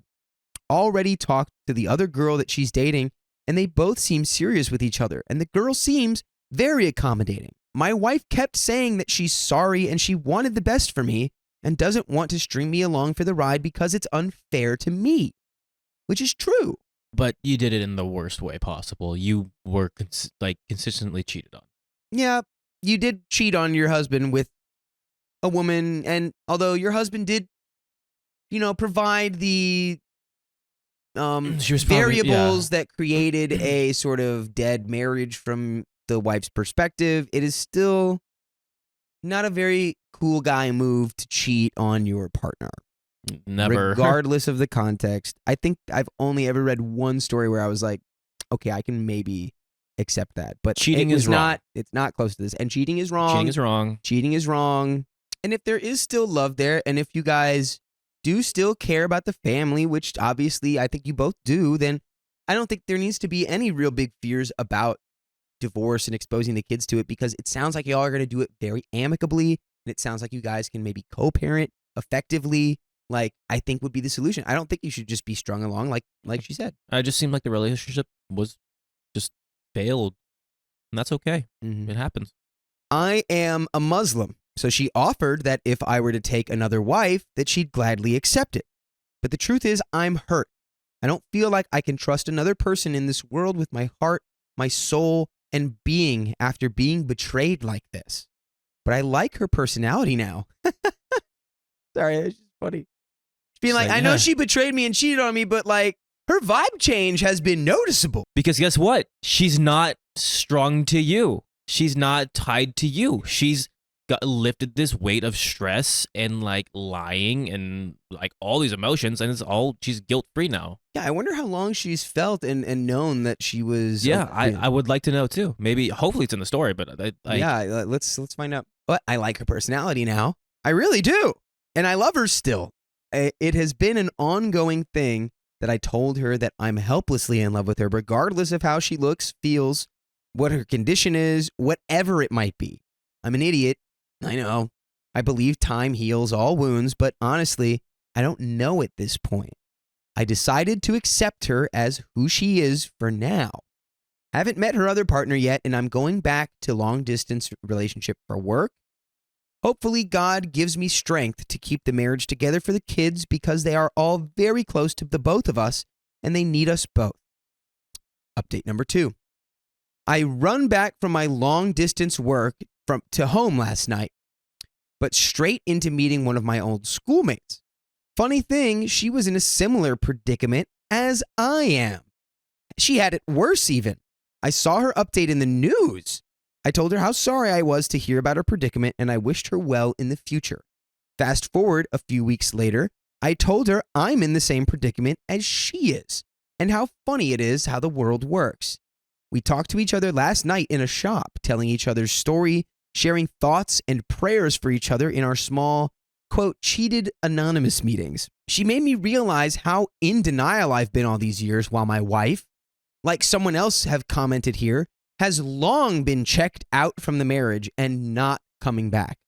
My marriage has been on life support for years. It was just me in denial, and I'd probably still be in denial and let it be, regardless of how painful trying to exist and appeasing someone that doesn't love me anymore is, all for the sake of the family, for the sake of my one true wife. But after this, cheating behind my back and making it a point that she is serious with her new partner, she no longer wants to even try for us, way before she met her, and the only reason she's still considering everything is because I'm family. I'm the father to our kids, and our kids actually love me. They like to be around me and want me there. I'm done though. I'm still figuring out the details, but yes, I am done at this point. My health has been deteriorating so much the last couple of years due to all of this. I'm 34 while she's 36, and I have hypertension, gout, a history of anxiety, depression, and panic attacks. Nope. No more. Just no more. My bosses asked me to go home and settle my family issues before coming back to work because I'm doing high-risk work. Oh, low voltage switchgear testing. He does electrical work. Okay. So he might get zzz. My God, how I just wanted to touch that energized bus bar yesterday. Oh no. Don't say that. I thank everyone for the input, the views, and advice. Yes, I guess my dream of being buried next to my one and only wife isn't happening. You know what is happening? What's happening? Every single weekday at 3 p.m. PST. What? Our live streams that you can join on YouTube, Facebook, Twitch, and TikTok. All you got to do is tap our profile and you're in. Before we finish the story, because we do have a third update, where do we think OP sits on the blame scale? On like himself to his wife, or like? Because it's like I feel like right now the story began with him saying how he made mistakes consistently for 6 to 7 years. And I had put a lot of weight of that. Now the weight is mostly on OP now, right? The relationship is deteriorating because he is completely absent. But how much of the blame could you attribute to the wife checking herself out of the relationship and not pressing it in a way where it's like, hey, you are completely ghosting me. We have 2, now 3 children, now 4. We have kids. We have responsibilities. You need to stop building these PCs and you need to start paying attention to me, your wife, and your family. You know what? I'm going to be that guy. It's 50-50. I was going to say that. So I'm glad we're on the same page. It takes 2 to tango, and both of you are at fault here because of the relationship failing. I'm not saying you failed as parents. No. You both care for your kids, Clearly. ultimately, and you want what's best for them. But as your relationship as a whole, you failed as a partner to her, and she failed as a partner to you. All right, let's finish this off. I've decided to take the kids away from her, as I now deem her untrustworthy and in no way capable of raising and teaching our kids properly, not with having her ongoing lovey-dovey moment with a new partner. Well, that's not very cool of you, OP. Come on, man. You were cool, man. We you were were right cool. there. You were cool, man. We and were you're not right cool anymore. at the finish line of co-parenting successfully. You were so cool, man, and you were like, I get this. What just happened? But now you flip-switched it. She even said that she's not coming back at least one night per week in order to stay with her partner, have some lovey-dovey time while I'm far away from home with work 300 plus kilometers. Then what about our kids parentless at home, fending for themselves? My sister-in-law is there, but she's just like a babysitter. Yeah, what are you talking about? Your kids aren't alone. They're with the sister-in-law. I don't understand where this guy's coming from. Dude, what what was that? What is this switch? I feel like he just got really bitter. I guess what? He just pivoted into full bitterness. I'm not saying he's allowed to, but if you got like 10 years of marriage and you just got cheated on and you're like, not like this, I'm supposed to be okay. Like, this is okay. Like, I'm supposed to be, I'm upset, but this is okay. For the children. For the children. And he's like, screw all of this. This is stupid. I'm taking the kids. What, are you going to take them to work while you're doing low voltage switch flipping? Like, what are you talking about? Like, you're just going to have to get a babysitter if you take the kids too. The breaking point has broke OP. She doesn't teach them anything, my sister-in-law. She only watches over them. I got the job away because the pay was good, the future prospects were good, and there were plans in motion to bringing them all over. But nope, she chose her love life instead. All right then, fine. I'll let you have your happiness, but the kids are staying with my parents for the time being until I bring them over with me. No divorce yet, but I'm seriously considering, since she might pull some vanishing stunts with the kids later. Oh, and no more money, no more car, house, whatever convenience and benefit of the marriage that I've given her, I'm taking it all back. Which that, I guess, makes more sense because that's totally fine. She did cheat on you. And and your relationship with her is over. But your relationship as a family as a whole, you had it. It seemed like you were like so cordial and like, yeah, what's best for the kids and like you can do your own thing, you're happy, I'll move on, but I get it. Yeah. He also was like, no, she doesn't deserve any. He's like, at first he's like, oh, I want her to be happy because I love her. But then he like realized like, I don't like you. Yeah. You actually just made me feel really upset and you did all this stuff and you took all my money. I can see it. That is the end of that story. It's the end of that relationship too. And the end of that relationship. Let us know in the comments what you think. Why did he flip so hard? Like, what made this guy flip? He was right there at the finish line. It took a little bit for him to process. He's like, because he third update hit and he was not happy. Just saying, he wrote that first update or that first part. I was like, I just got home. Yeah, the 2 a.m. I can't handle this right now. I'm going crazy. And then he slept on it and he was like, no, come on. no. My husband is furious that I went on a date with another guy, but we agreed to an open marriage. I don't know who to be mad at yet. I, 30 female, come from a family with lots and lots of divorces and messy breakups. However, as a little girl, I grew up with a loving mom, dad, and baby sister. I think your term is nuclear family. By the way, this comes from Creative Sky 1049 on the r/OK Storytime subreddit. So when I turned 15, My mom had an affair with another man and was in love with the feeling of being in love. Oof. In love with being in love is rough. Yeah. That's pretty rough. That's just being addicted to the beginning parts of a relationship. What So a thrill. she left my dad and I was dumbstruck. I didn't believe in love anymore. And with all the crap that happened after, I had a hard time seeing myself in a relationship. Fair enough. Nonetheless, I dated and found that a semi-open relationship worked best for me. This will be important later on. Now to the real story of me being an a-hole. I met my now ex-husband when I was 19. He was 29. I was attracted to him in his stability, morals, personality, and work ethic. He wasn't a supermodel by looks, but I saw him as a good man and liked him a lot. As we got more serious, I had a talk with him and told him about my take on relationships. He was okay with it. Okay. We would respect each other, tell each other everything, and the other could always say no to a potential date outside our relationship. And everything was fine. We soon moved in together at his place, and as we grew closer, we started talking about having a family. I eventually got pregnant after 1.5 years, and we had the talk, I guess, about the family growing. Mm-hmm. I didn't want to change our relationship, and he again was okay with that. Everything was fine. Okay, so his seal of approval is firmly stamped. It's stamped each time. Onto this Ba-boom, arrangement. ba-boom. When my bump started to show, he started withdrawing himself. He didn't want to touch me. He wasn't interested in spending time with me, and he stopped complimenting me. I had a lot going on in my pregnancy, so I shrugged it off as him not wanting to hurt me. Now, for context, I've always been slim, fit, small, boobied, and had a wide hips. Out of all the ways you could have done that, you chose easily the worst the route. most immature way to do it. What should I say? Small boobied. Sorry, small milkers. Yeah, well, actually, whoa, there you no, go. You no, it's topped getting it off. All right, sorry. Small chested?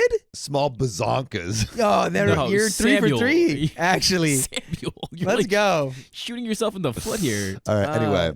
Uh, And had wide hips. I gained a lot of weight due to diabetes in my pregnancy. In my country, it's called GDM. And I, however, lost most of the weight gained in the first year of motherhood. My sister got bazonka. yeah, hell yeah. That actually that's appropriate. When you're talking about implants, you call them bazongas. While I was pregnant, and I was happy for her. I see you. Oh no. Oh no. Oh no. She always wanted it, and I supported her. This will matter later in the story. No! As I lost extra weight and eventually started bazonga eating. No, not the right use of bazonga. You don't use it when it's about breastfeeding. Okay. You just Awooga say feeding. breastfeeding, not awooga feeding. Just say it. Say it with me. Ready? Like the cartoon. Ba-dum, ba-dum. Ooh. Awooga, awooga. Read the story. I lost a lot of my temporary volume in my bazonga area. That one just said chest. Oh, I'm literally dealing with children right now. bazonga. I never had big Sheldon. basketballs before, so I didn't think anything of it. Did big basketballs now? My partner and father of my baby boy, however, noticed, and instead of saying something indirect to me, he now started commenting on my sister's implants and other woman's bazungas and looking. I like how you flipped up the vowels there too. Bazungas. Like and bazoon looking- tight. And looking into the cost of such an operation. I never wanted implants. Mind you, he still didn't spend time with me, touched me, complimented me, or did anything to make me feel loved or special. I talked to him about it, and he didn't want to change it. He felt that he couldn't be attracted to me since my pregnancy. Boo this man. Then, Boo. a few Buzonga. years later, he popped the question. It was awkward, but that's another story. I said yes because even though we had problems, I loved him and I wanted to make things work. We then again had the talk, and we both agreed that we didn't want to change anything. He changed after this, though. Oh, but you just had the talk where you weren't going to change. Well, no. He got more attentive and loving. Oh. He started complimenting me and suddenly wanted to have another baby. Okay. I was thrilled. We got married, and the next summer we had a big, fancy celebration. Not my choice. He wanted that big, fancy wedding. Everything seemed perfect, though. After a month of being married, he goes back to his old ways and starts ignoring me. And worst of all, he ignores his son. What? He needs time off. What is this guy? Who is this guy? What's going on Ignores here? our own son. Throughout our whole relationship, we've been able to chat and flirt with others without worry. If one of us wanted to go on a date with someone, we should consult each other first. I've never felt the need to go on a date, so I've just flirted with others. My husband read most of the chats and was okay with it. He even liked it. Oh, wow. I've never read his and didn't care to.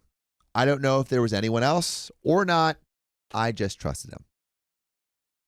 When he started ignoring me and my son, I felt depressed, and I felt I was no longer happy in my life. Of course you would. I tried to talk to my husband about it, but he didn't care. If I wanted attention, I could find it elsewhere or get implants like my sister.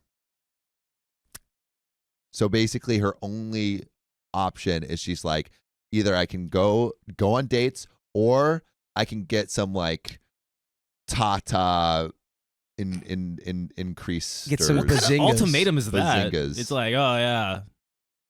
It's just like a weird, gross thing to lay on someone to be like, you have to do this That's or I terrible. just don't see myself being with you. It's like, Nicole H says, if he wants implants so much, he can get his own. yeah, good idea. Is that why he wanted to get back? Like he like wanted her to have another baby? I think Because he wanted to like he wanted to test he drive wanted the the bigger fun bags. bazingas again? Yeah. Okay. Simultaneously, I, now 25, wow, like she's young, Uh-huh. get a new colleague, male 42, who appreciates my input and intellect. We start having friendly conversations. He one day compliments me for being such a strong and feminine individual in a man's world. Let's go. I worked in production and had only male colleagues.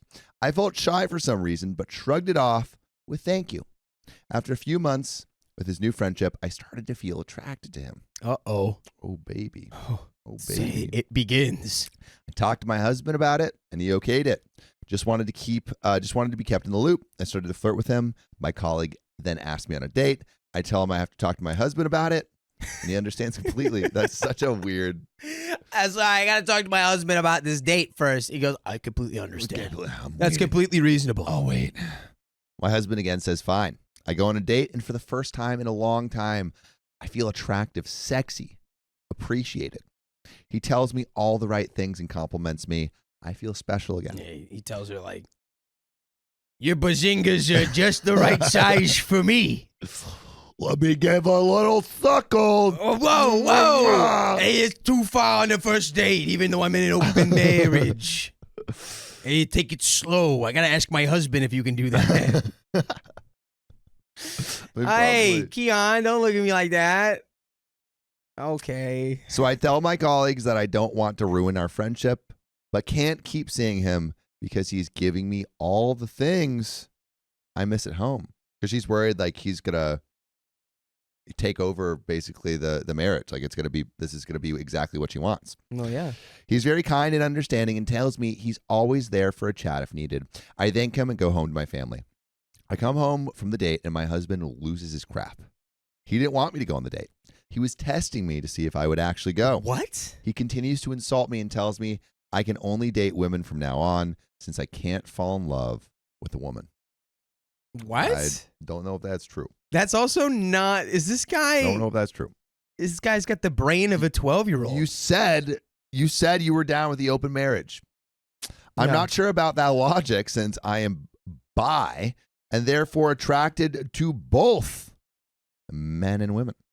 Over the next month, he ends up kicking me out of the apartment, filing for divorce, calling all of my family, for suing me for the cost of our son, and asking my sister to take revenge on me by sleeping with him. No way. All because you went on a date? Dude, I think he just wanted to sleep with his sister the whole time. It might be. That's the conspiracy theory now. He In the just wanted following that months, sissy. he regrets all of this and wants me back, He wanted the sissy. saying he felt insecure and replaced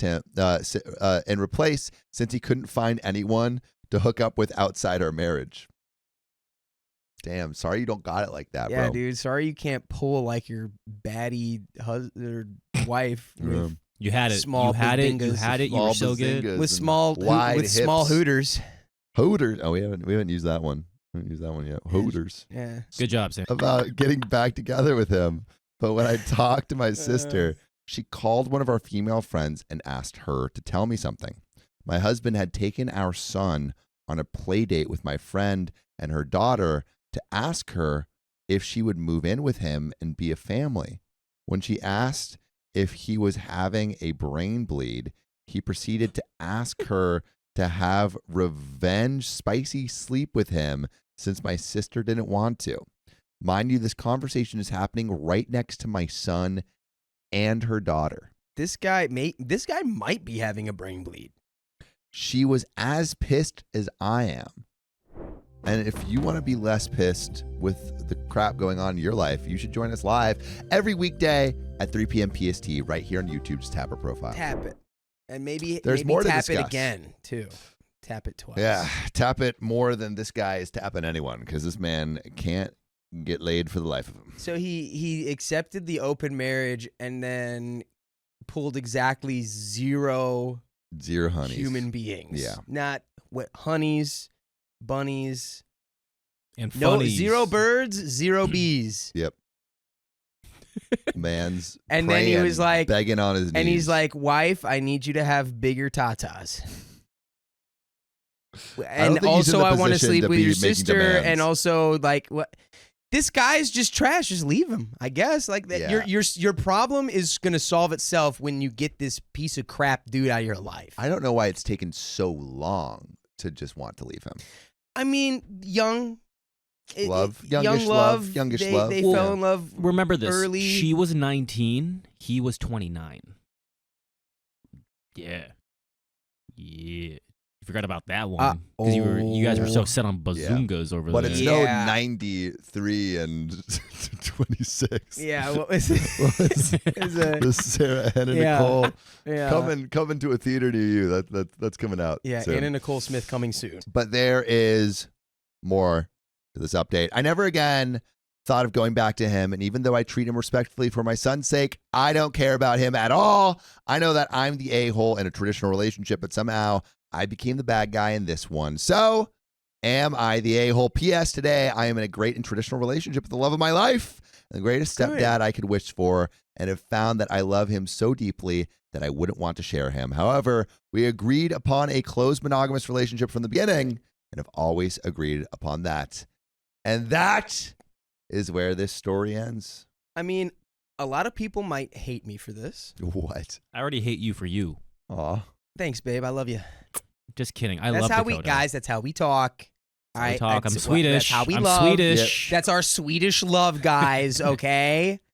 Don't worry. We're going to do stuff behind the camera. But that's where the story ends. My first marriage ended because I cheated. How do I tell my new fiance? Honestly, you should have told her that like pretty early on. A party of 3 involving 1, 2, 3 people led to the end of my 28-year-old female first marriage. My new fiance, 29 male, doesn't know the whole story. How do I tell him? I got married to my high school boyfriend young.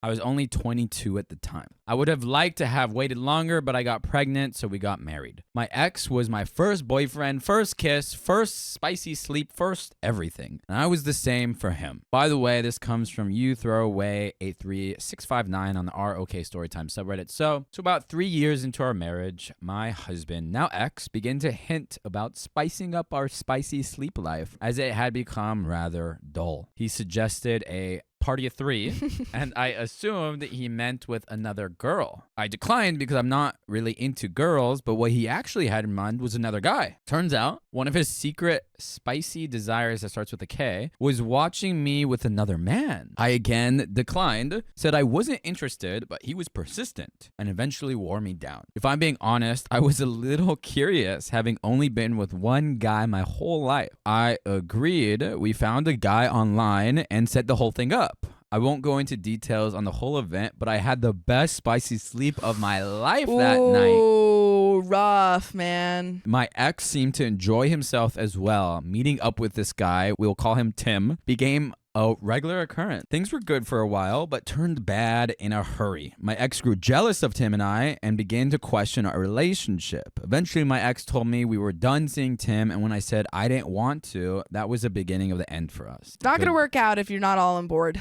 Yeah. If you're like, actually, I want to keep having spicy sleep with someone, and your partner's like, no, I'm not on board with that. So we tried to make it work for the sake of our daughter, but we were broken at that point. We got divorced, and I ended up dating Tim for a while, but that ended when I realized we weren't compatible outside of the bedroom. She was like, it was really good at one thing, and that's about it. Fast forward 3 years, and I am engaged. We will call my fiance Alex, and I haven't told him exactly what led to my divorce. He knows I left my husband for another man, but I left out the rest of it. I'm ashamed of the whole thing and really don't want Alex to see me that way. What way? It's not like, again, it's not like, I mean, you didn't really, it wasn't cheating. as we know. Yeah, you had a party of 3, but that's consensually. I think you could tell. I mean, if it was cheating, I would say that you have to tell your partner when it gets like somewhat serious, I think. Like maybe, I don't know, when do you tell, like when would you say that? Like I would say like if maybe a couple months into the relationship. Depends on the relationship, but yeah. if you're about to marry someone and they don't know a big part of your dating history, Yeah. it's just concerning. Like I would Yeah. hope that anyone you are trying to marry, you could be completely transparent with them, and if you can't, then that shows like a lack of safety. Yeah, this one I think you just need it. I don't think your partner would be mad. I really love my fiance. I don't think I knew what real love was until I met him, but I'm terrified of what he will think of me if he knows all my past. I'm also not 100% certain my ex won't let any of this slip out. The divorce wasn't smooth, and there have been many fights over custody. My ex is also pretty jealous of Alex as well. My ex has photos and videos of me and Tim, and I'm not sure he's above sending it to Alex. He hasn't yet, but he has threatened it when we fight. But you didn't do anything wrong. This is just your past relationship. Update. So I told my fiance last night, thank God. Guys, why are we keeping things from our partners? Just tell him. Be transparent. That's what a relationship should be built on, trust and intimacy. Overall, he took it well, but he did have a lot of uncomfortable questions that I really didn't want to answer. But I decided that I was done lying and hiding the truth, so I answered everything honestly. Alex had never really pressed me for a lot of detail on what happened with my ex. I told him that I fell for another man I met and realized there was something wrong in my marriage. I told Alex that it was a mistake and I was ashamed of how I behaved, and he just left it at that. So now he wanted the whole story and every detail. Alex was mostly interested in what I was thinking throughout the entire ordeal. He wanted to know what made me choose Tim and why he was the only one I ever had slept with. The answer to that was that I wanted it to be just one guy at a time for safety. We both talked with Tim for a little while before we decided to go with him. We also ran a background check just to be certain this guy wasn't a felon. As for why I chose Tim, I didn't lie and said it was pure physical attraction. Tim was tall and fit, just a great body from top to bottom. He asked what about Tim made our time together so good. I told him that it was really the taboo and the thrill that made it as good as I thought it was. I only learned that after I started dating Tim. The spicy sleep was still really good after we started officially dating, but it wasn't the mind-blowing experience it was initially over. Alex asked me if I was completely over Tim and if we still had any contact. Me and Tim haven't spoken in 2 years after we broke up, when we continued to have spicy sleep every now and then. But when I met Alex, I stopped it. Tim would text me early in our relationship inviting me over for spicy sleep, which I always declined. I blocked him after he sent me a pic of his what one night while I was sitting next to Alex. Tim! We haven't had any contact since. If you guys were officially together, you definitely should have told Alex, like, hey, my ex keeps reaching out to me and blocking me.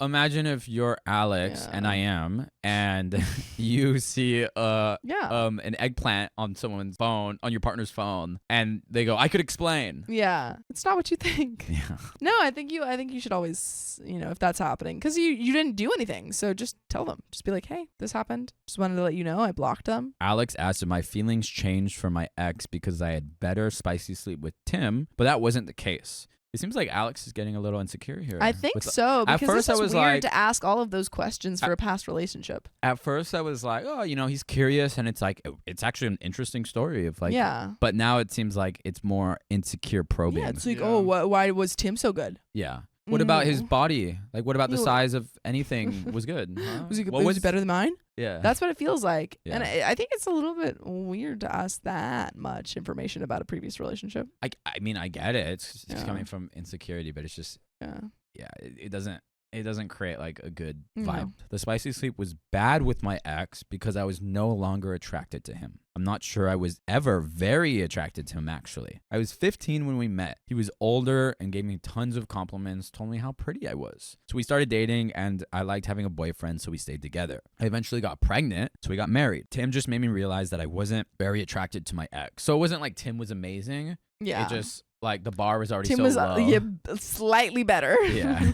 And I ultimately agreed to stop seeing Tim while we went to counseling, but my ex just couldn't get over that I wanted to keep seeing him. I admitted that I never really had good spicy sleep and was initially resistant to giving it up. I am ashamed of that, but agreeing to stop immediately wouldn't have saved our marriage. My ex was very jealous by the point, obsessed really, and we were already fighting a lot. The marriage was dead from the very first time I had spicy sleep with another man. Probably before, but definitely then. I don't know if that was the moment. Well, I think that was the moment that OP realized. Sure. I think the relationship was probably like kind of heading in that direction, but then Like this it gave was, the like, first reference eye-opening. experience. Yeah. And after having that reference point of Yeah, she like, was like, oh, I can't go back. Yeah. The whole ordeal really did destroy my ex, and I felt terrible about that. My ex initially wanted full custody of my daughter, but we settled on shared custody. Thank God. Yeah. But eventually just stopped picking our daughter up. What? Oh, that's sad. That's terrible. He became unstable, and I now have full custody. My ex doesn't see our daughter very much anymore. It's really sad, and although he isn't blameless in all this, it is mostly my fault. I mean, he's the one who initially started the party of three talk. Yeah, and he's the one who, after the fact, decided to stop seeing his own daughter when he Yeah. had That's not your all fault. legal right to see Yeah. her. I'm not that person anymore, and I truly am ashamed of how I behaved. And if you just want to feel not ashamed, you should join us live on YouTube, Facebook, TikTok, Twitch every weekday at 3 p.m. PST. Just tap our profile. Finally, Alex asked if I was satisfied with our spicy sleep life. See, now is the insecurities. Yeah. And if in the future things grew stale, would I want someone else? Oh my gosh. I told him that I'm more satisfied with our spicy sleep. I'm obsessed with Alex and insanely attracted to him. Who wrote this about me? Now I'm sure at some point when we get older, our spicy sleep may get a little stale, but there are ways to spice our spicy sleep without having spicy sleep with another guy. There's like at least two other options. My experience with that has permanently soured me on that type of thing. Alex did have a problem with my ex having the videos of me and Tim, but he doesn't know what to do about it. He also has no desire to see them. Good.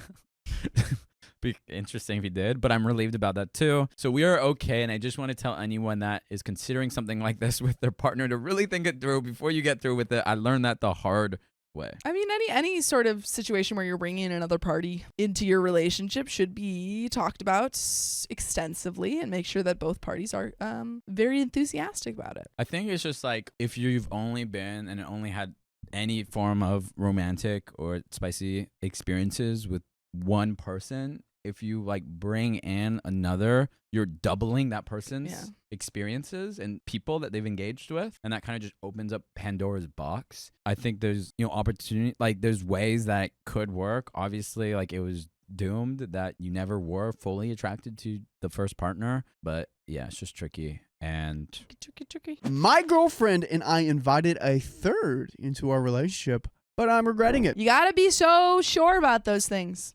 You got to make sure that his shoe size isn't bigger than yours. At least 3 times for every person. My girlfriend, 25 female, and I, 26 female, have been together for 3 years. Our relationship has been rocky throughout the whole thing because of instability. We finally got stable and moved back to her hometown a few months ago. Before moving here, we were pretty much together 24/7 and were each other's only friend/companion. This took a toll on my girlfriend because she was used to having her friends around and not being stuck at home all the time. So when we moved back to her hometown, she had all of her old friends back, plus some from her new job. She started going out a lot with people from work that I didn't know, and this caused more issues and stress, which led to days of arguments and us growing apart some more. Doesn't seem like your relationship is going well. Yeah, you guys are on the dirt path, on the dirt, rocky road path. Rocky path. We seem to always come back to each other and ultimately realize that we are going to keep trying no matter what happens.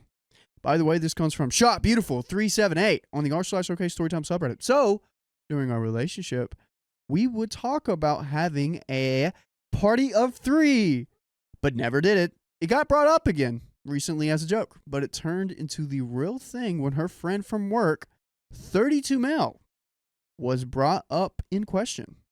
Me being the people pleaser and a bit curious, I mutually agreed with my partner that we can set up a 3 party with her friend. He agreed, and we talked about boundaries together very briefly. I just told him specific things that I did not want him to do to her, vice versa. I didn't really think about the scenario as a whole and didn't lay down more boundaries beforehand. Party of 3 happened, and during it was okay. Like, I didn't love it, but I didn't hate it. After it was over, we all got on the couch, and my partner started cuddling with both of us and showing us both affection. I was under the impression that her friend would leave or at least sleep on the couch, but instead, they asked me if it was okay if he slept in our bed. Actually, I think that's fair because aftercare. I think if you sleep with someone, it's kind of crazy to be like, go sleep on the couch. No? Am I wrong? Am I wrong? I feel like if you sleep with someone, you gotta do a little cuddling. You gotta have some aftercare in that. There needs to be some cuddling, yeah. I think like a little cuddling in the bed, that's fair. I think you need that. Riley likes his pillow talk. But let's say you have gone through this and you're like, we're going to do this. You're going to like cuddle someone that's not No, your but partner. they're all 3 cuddling. Yeah, but like still, dude. I have an acronym, a model of communicating how to approach something like this. Okay, it's called RBDSMA. R, relationship status. We're monogamous, we're poly, we're in an open relationship, etc. Single, whatever. B is boundaries. D is desires. So what desires do you want to engage with together? S, spicy status, like when was the last time you got tested, etc., etc. M is meaning. What does this mean to you? And then A is aftercare. We'll put that in our presentation. I think Put that so. in the PowerPoint. This is slides 1 through 10. I don't know. I've never been in this situation, but I do think that I feel like aftercare is important. Yeah, but the world's a dark place, Sophia. Sue me. So, Freaking sue me. all right. I told them it wasn't okay with me. My girlfriend stated that since our living room is cold at night and we don't have extra blankets and he might freeze to death, it only makes sense if he slept in our bed. So he did. The next morning, I woke up and her back was on his front and they were cuddled from the back while I was holding her from the front. I was very hurt by this and told my girlfriend that I did not want them cuddling. She moved over, but he remained to sleep on the bed. I got up and went to work and they were still at our apartment, which, I mean, come on. See, now we're dipping into dangerous territory. They both went to his house while I was at work to help him move things into his bedroom. You know what else they did in that bedroom? Spicy sleep. Move some boxes. Yes. Oh, Riley. I put a lot of hard work into this joke. I was upset by this because I didn't want them hanging out alone after we did all that. But she comes home after I get off work and I barely give her attention and I don't hug her and she gets really upset and it turns into a whole argument. She says that the only way this would be fun for her is if she has the freedom to be affectionate and spend time with the person as well. I did not agree to this because I thought it would just be spice of sleep, but it turned into her basically dating the both of us. We were monogamous for 3 years together. After this argument, we all talk and I tell them my hard boundaries on no hanging out alone and he can only touch her while we're actively in the party of 3. I think that's fair. That's I fair. think That's that's a great very boundary. fair. Otherwise, you're just dating 2 people. Yeah, and then it gets complicated. You gotta juggle, and then it's like, well, I forgot your birthday. No, I gotta go to your birthday. Well, I think And then you just have anniversaries come up. Dude, that's a lot. I just think Presents. everyone has to be aware of that you're dating 3 people. Yeah, or but 2 it's people. like, they agreed, and we decided to try it again because they will keep fighting for their relationship no matter what. Remember, it was okay again, but after in the middle of the night, I woke up and saw him checking if she has milk while she was waking up out of sleep. And before I thought about it, I pushed him off of her very hard and cussed him out. The next morning was difficult because I felt bad for what I did, and both of them were pretty much mad at me. She's literally dating both of you. This is crazy. This isn't like a party of 3 anymore. This is he's actively coming over and you guys are in an open relationship, except you have not consented to it. Yep. I thought she was asleep is what OP said. That's what I was really concerned about. It But seems like based like off the OP was reaction. asleep. Yeah, it seems like OP was asleep, and based off of like the girlfriend being mad in the morning, it seems like she was up and into it. They said it was within the boundaries. I said that I shouldn't have been mad.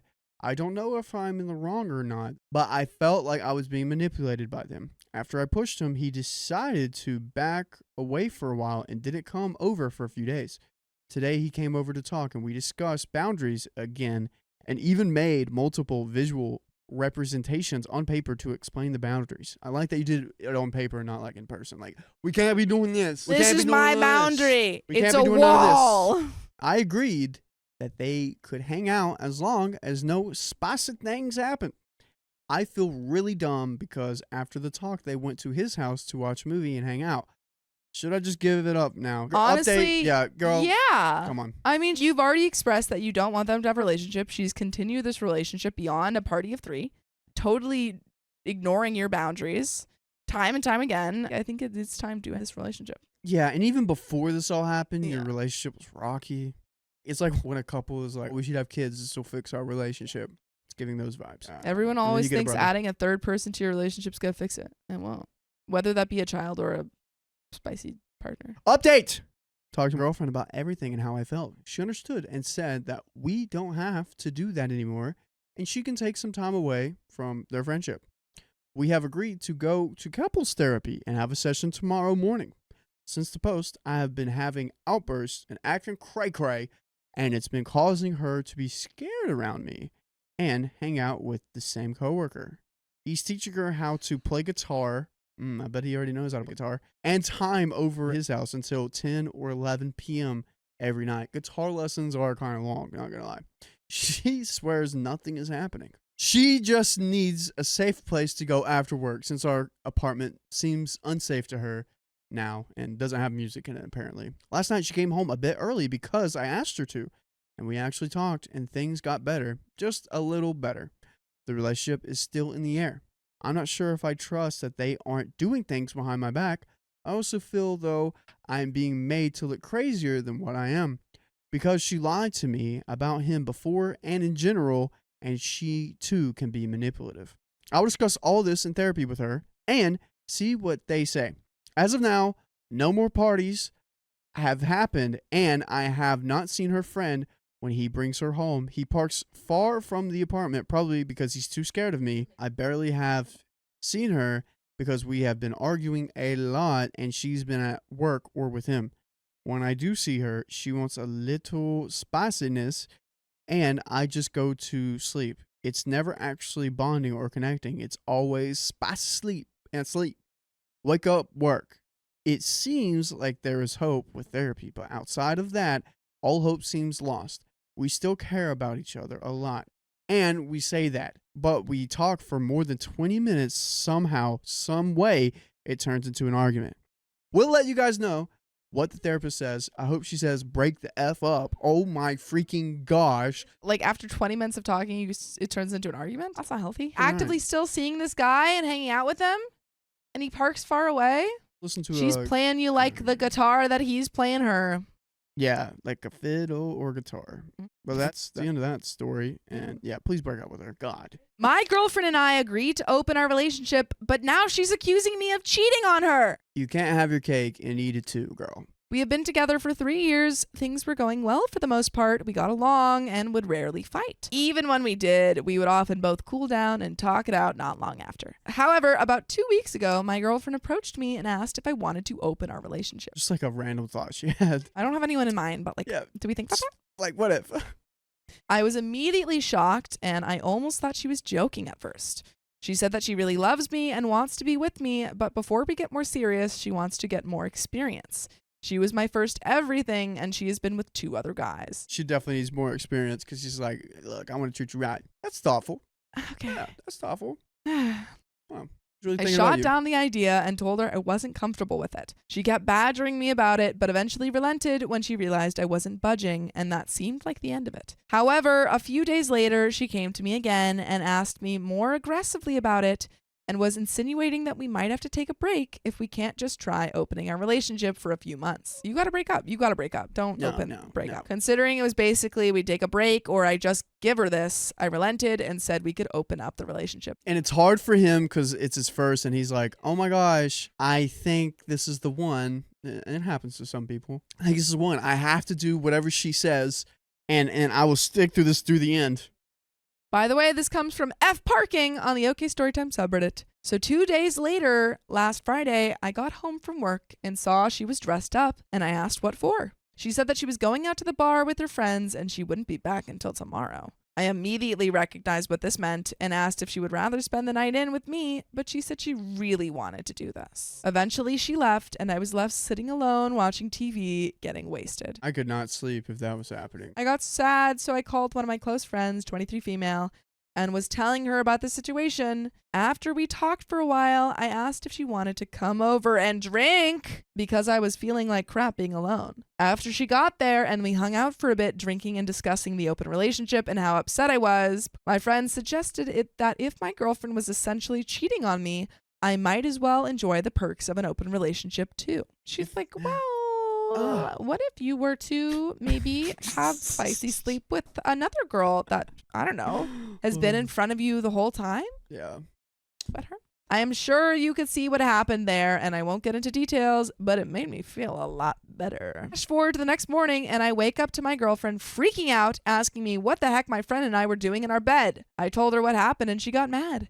She told me that she didn't even end up doing anything last night and ended up crashing at her friend's house. Dang, she's just mad you got lucky and she didn't. I was supposed to do it. Not fair. Not fair. She now wants to close our relationship back off and make me prove my loyalty for cheating on her. We never discussed any rules or anything like that, so I really don't see how I did anything wrong. So am I the a-hole for participating in the open relationship that my girlfriend suggested? And there is an update. Dude, break up and get with a 23-year-old. Break up and date your girlfriend. Dude, what the heck? They're both so toxic for each other. So messy. Everyone's sexier breakups. Update. A ton of people were inquiring about how the whole situation played out and asking me for an update. It's been an incredibly hectic month for me, but things have started to settle down and I'm ready for an update. So for starters, my girlfriend and I ended up officially breaking up. Woo! Goodness. Wow. And Key says open relationships always need boundaries and rules. Absolutely. Yep. A few days after my initial post, it was not a pretty scene.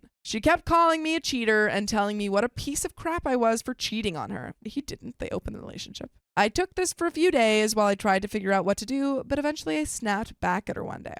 I should have tried to keep my cool, but I told her she is genuinely the stupidest person I've ever met in my life for thinking an open relationship would work out, and it's her fault everything blew up. I told her I played by her rules, and it's not my fault I found someone to hook up with faster than she could. She told me she didn't want to cheat on me, she wanted to explore, and I should have understood. We went in circles arguing for a bit, but I eventually told her to get out of my apartment. I pay rent and my name is on the lease. And I had to threaten to call the cops before she realized I was serious. She, of course, then broke down crying, saying she had nowhere to go and told me she loved me and wanted to make things work. I held firm and told her to leave. After she was out, I immediately felt better, realizing that relationship was terrible for me. The next day, I called up my friend who I slept with in the original post and asked if she wanted to come over and drink and game. Dude. Hey, man. Dennis Rodman over here. Dude. Grabbing the rebounds. A day after. For those of you that didn't understand that, Michael Jordan, Scottie Pippen, and Dennis Rodman played for the Bulls during the 91 season to 98 season. And Dennis Rodman's only thing that he did was grab rebounds. Got you. So Dennis Rodman is a rebound guy. Rebound. She said yes, and of course, given what happened last time, we ended up hooking up again. My ex ended up coming by the next day to pick up the rest of her stuff, and boy, let me tell you, she was not happy to see my friend. She didn't start anything, but I could tell by the way she was acting she was seething. I mean, like, she's not the greatest person. She asked for an open relationship, but kind of messed up, I think. He's hurt. And it's his first breakup, probably. Ugh. My friend and I ended up talking more and more after that until I eventually officially asked her out and she said yes. Dude, you were living with your girlfriend. Give it a minute. We have been together for the past month, and to say this is a healthier, better relationship would be an understatement. I have been friends with her for a long time, and I think we both always sort of had a thing for each other, but never really acted on it until we were basically handed the perfect opportunity by my ex. But it's the perfect opportunity for you to join us live every weekday at 3 p.m. PST on Facebook, YouTube, and TikTok. Just tap her profile. What is this mindset, OP? It seems Dude. like you've liked her all along. Why didn't you just get with her in the first place? Dude. Oh, thank my ex that the stars aligned and she allowed us to get together. You can't live on comments says he's just rubbing it in. I know she's not great, but he's acting like a D-bag. That's kind of where I'm at. I'm like, he didn't Yeah. cheat for sure. Like, he absolutely, it was her fault for, she opened the relationship, although he could have said no, or he should have said no, but like still, like, that was on her, and it's totally unfair of her to be like, oh, you can't sleep with other people. Double standards. Yeah, But, and then just like focusing on him alone, not great to show your new girl to your ex immediately, like the day after, and also get into a relationship with her Kai, immediately. You are right. Don't let your girlfriend stop you from finding your wife. I do agree with That's that. what you- Do you agree with that? No. You don't agree with that? Well, I mean, break up with her, but don't cheat on her. But like, yeah, but if you don't see your girlfriend as your wife, then why are you with her? I do think that. But like, don't just like wait around. We have a lot more in common, and we are a lot better at communicating with each other. And so far, this whole relationship has been amazing. Thank you all for the advice on the previous post. I really appreciate it. And that is the end of that. All right, let's go. That was a weird end to that story. Yeah, college kids, am I right? These stupid college kids just doing that. We're so much more mature than that and better as people. Suspicious. What do you mean? I'm just trying to be like, dang it, now I do sound suspicious. I'm not trying to be suspicious, but I just do. What do you mean? Anyways. Anyway. Stella Payne says everyone sucks here. Kind of, yeah, it's kind of where I'm at. But that is the end of that story and the end of this stream. The next time you see us, there will be a Christmas tree in our house that you won't be able to see, but it will be there. One of $100 or less. Yep. Oh, come on. You want to do I think max 150. I say if we're all splitting. $2,000. All splitting. I'm paying for this. I was gonna put in like $30. Make the show pay for Oh it. yeah, that works. Yeah, make the show. Make your brother pay for it. My husband proposed an open marriage to cover up his affairs. Genius, this guy. I thought I had a really good relationship with my husband. Over 5 years married. But that's going to be your last year coming up. Hold on your beanie. Huh? Hold on your beanie. Yeah, read like that. that. Wait, that looks right. About a year ago, I found out that was not the case. The mouth of Sam. To kind of get to the point, after feeling my husband was distracted and more distant than normal, ADHD, I caved to my timidity and looked through his phone. We almost had an open phone policy as both our last relationships were cheaters. Makes sense. Well, I found out he was talking spicy, sleepily to other people, and sadly, it has been a majority of our relationship. By the way, this comes By the way, this comes from Never Good Enough 96. And if you want to submit your own stories, go to r/OK Storytime subreddit. So, for some context, when we first started dating, I told him that I was attracted to females as well as men, but wasn't looking or interested in a female to be in a relationship with. I know I want a relationship with a man. About 4 years into our marriage, he brings up an open marriage. I thought I was clear in stating I didn't want one and we had moved on, but this conversation was in the back of my head when I went through looking on his phone. I found an app where he had these conversations, I guess, about having like another person in their relationship. I just don't understand why anybody would feel the need to float the open relationship in a marriage. Well, especially when it's been already discussed that that's not what someone wants. And the answer was no. The answer was no. As in, this is what happened in our last relationship, but this time I had 2 kids, so it's even worse. What also hurt was him doing it during both pregnancies, talking spicy sleepily to other people. And now here is where we fight a lot. He thinks talking to others isn't cheating. You have to have spicy sleep to cheat, apparently. I don't see it that way. He doesn't believe emotional cheating is a thing, and I do. I felt it is super disrespectful how he talks to people like this, but I would never. I also feel if I was to do this and he found out, he'd be pissed. More on this later. I'm a stay-at-home mom right now. I used to work while his mom washed her kids until I started college. Then we moved further away from her to be closer to his work. We agreed I'd stay home with the kids, still under school age, or as we didn't and couldn't afford to have childcare, and I was going to school anyways. So I found these messages about a year ago, get into this huge fight. I wanted to divorce over it. We argue for days, and things are said to me that in hindsight feel manipulative. Either way, I made a stupid choice, but thought it'd save my marriage and the people pleaser in me would be happy. I was wrong. I was so worn down at this point. I tell him if he's going to talk to her anyways, then I better be included too. I mean, I don't think you should go if you're going to talk to her anyways. I think you should just leave. OP, put some boundaries. Have some respect. I mean, have like some respect. Self-respect. Like, I know it's hard, but have some respect. It's really hard outside of a relationship that's bad with toxicity and. But also there's the reality distortion field, like OP, yeah, exactly. OP has been in this relationship for ages, probably been manipulated for ages, and hasn't built up the courage to actually say what she needs. Some people are also excellent gaslighters, man. Yes, exactly. Truly. And sometimes it takes someone writing a whole thing to Reddit to actually see that they are being gaslitten. Yeah. I'm glad that you can see the light, though, here. He is happy he gets what he wants. I try to make it work, inviting her over, trying to get to know her interests and get close to her as she is with my husband, but I get the feeling she also didn't want to be in an open relationship. She wanted my husband to herself. During this time, we were physical with her, but all interactions were promised to be in a monogamy. I doubt that that's going to hold up. It is not going to hold up. I don't think that that's... It is not going to hold up. Oh, sorry. That's so embarrassing. Honestly, I think she should stop putting a blindfold on and see clearly. Oh, are we done? For this moment. Oh, man. I saw the gums of your gums, bro. A man is born see today. Clearly. This is crazy. A man is being birthed today. Crazy style. Oh.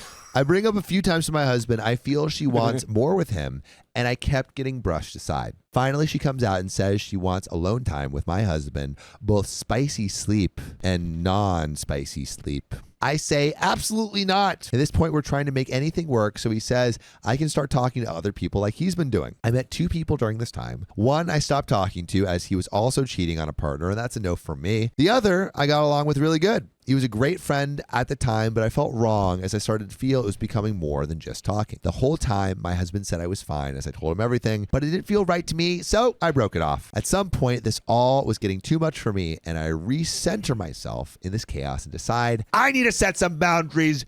Good for you, OP. Yeah. Finally, seeing the light, seeing clearly, taking off the wool that was put over your eyes and putting on some fresh glasses to finally see what's right in front of your face, which a bad marriage. OP really That's said, that's in front of your face. I see clearly. Now the rain has gone. I can see all obstacles in my way. It's like, I can see. I can't fight. Okay, come back to the story. All right, anyway. It's so hard to keep on task. I'm going to recenter myself in this chaos and decide I need to set boundaries. John, you've been dancing a lot. I'm going to give you a live demonstration and you're going to see it too. Show me those hips. Oh, damn. That is a good move. But you know what is also an amazing move? What is that, Sam? Becoming an OK Storytime member. Yeah, that's freaking right. We have 60 plus hours of exclusive live streams on Monday, Wednesdays, and Fridays. It's only $5 a month, so go to the link in our description, youtube.com/OKOP show/join. Well, let's get back to the story. So I sit him down with her, and we have a conversation that goes to the effect of me telling my husband and I had agreed that all the spicy sleep counters would be together. She didn't want that. She also expects that I'd be willing to give, but never receive spicy sleep advances. She wants alone time, both during spicy sleep and not with my husband. I say no. It seems like she wants my husband alone and not as a couple. My husband and I get into another fight as I tell him to cut her off and that I'm done with this situation. I don't want an open relationship, and if he does, then we will be getting a divorce. So now we're back to having a monogamous relationship. Everything's fine and peachy. Yeah, sure. If we just ignore everything, fine. everything's perfect if we ignore all the things that are A wrong. monogamous relationship is like that girl, and my husband's choices never existed. Yeah, right. I wiped the past from my brain. Yep. Eternal Sunshine style. Because we all know that works. Right? That's the moral of the story of Eternal Sunshine of the Spotless Mind. I haven't Is seen when that. you erase your memories, it's Is fine. it good? Spoiler. Yeah, it's a great movie. Mm. It's really sad. Spoiler alert, it's not. It's a great movie. Anyway, so now we're back to having a monogamous relationship. I find out during the end of it all that I am pregnant. champagne? I was devastated. Whoa. I didn't want to bring a baby into this, specifically knowing that they were created during a spicy throuple. So from Braden's basically, Warriors. this baby was conceived during a spicy trio. I mean, are you sure? Is that the moment? Can you really trace it back to that? Is that Maybe the only time that you've done it? I think so. All right. Yep. Knowing that I got you. pregnant just because he shot his spicy cream. Seed. Stop. Just Seed. He planted his seed Here we go. that grew into His a QP. beautiful Is baby. it creamy His seed? cre- he shot Ugh. instead of her. That time kills me. So we closed our relationship, and I thought we'd get past the hardship and have our happy marriage now. Not so much. Yeah, you think? My husband then lost his job halfway through the year. Luckily, he had a backup second job that he could jump into. We tried to get caught back up, but a month later, our family gets into a car wreck. I'm 34 weeks pregnant. Oh no, the oncoming car hit a passenger headlight, which is where I was, totaled out the vehicle that we had, which was for 3 hours max. Other driver's fault. We're all physically okay for the most part, and no harm to the baby. Oh, God. Good. We got that situation mostly sorted. Got a new vehicle that is also a piece of crack, but bad luck still running strong. At this point, I'm just fed up. I take care of kids all day, every day, with no break, like a robot, even to the store. He's been working off and on, but it feels that that's all he should be doing. No help around the house or kids. I do have to say, he'll take out the trash or swap the laundry.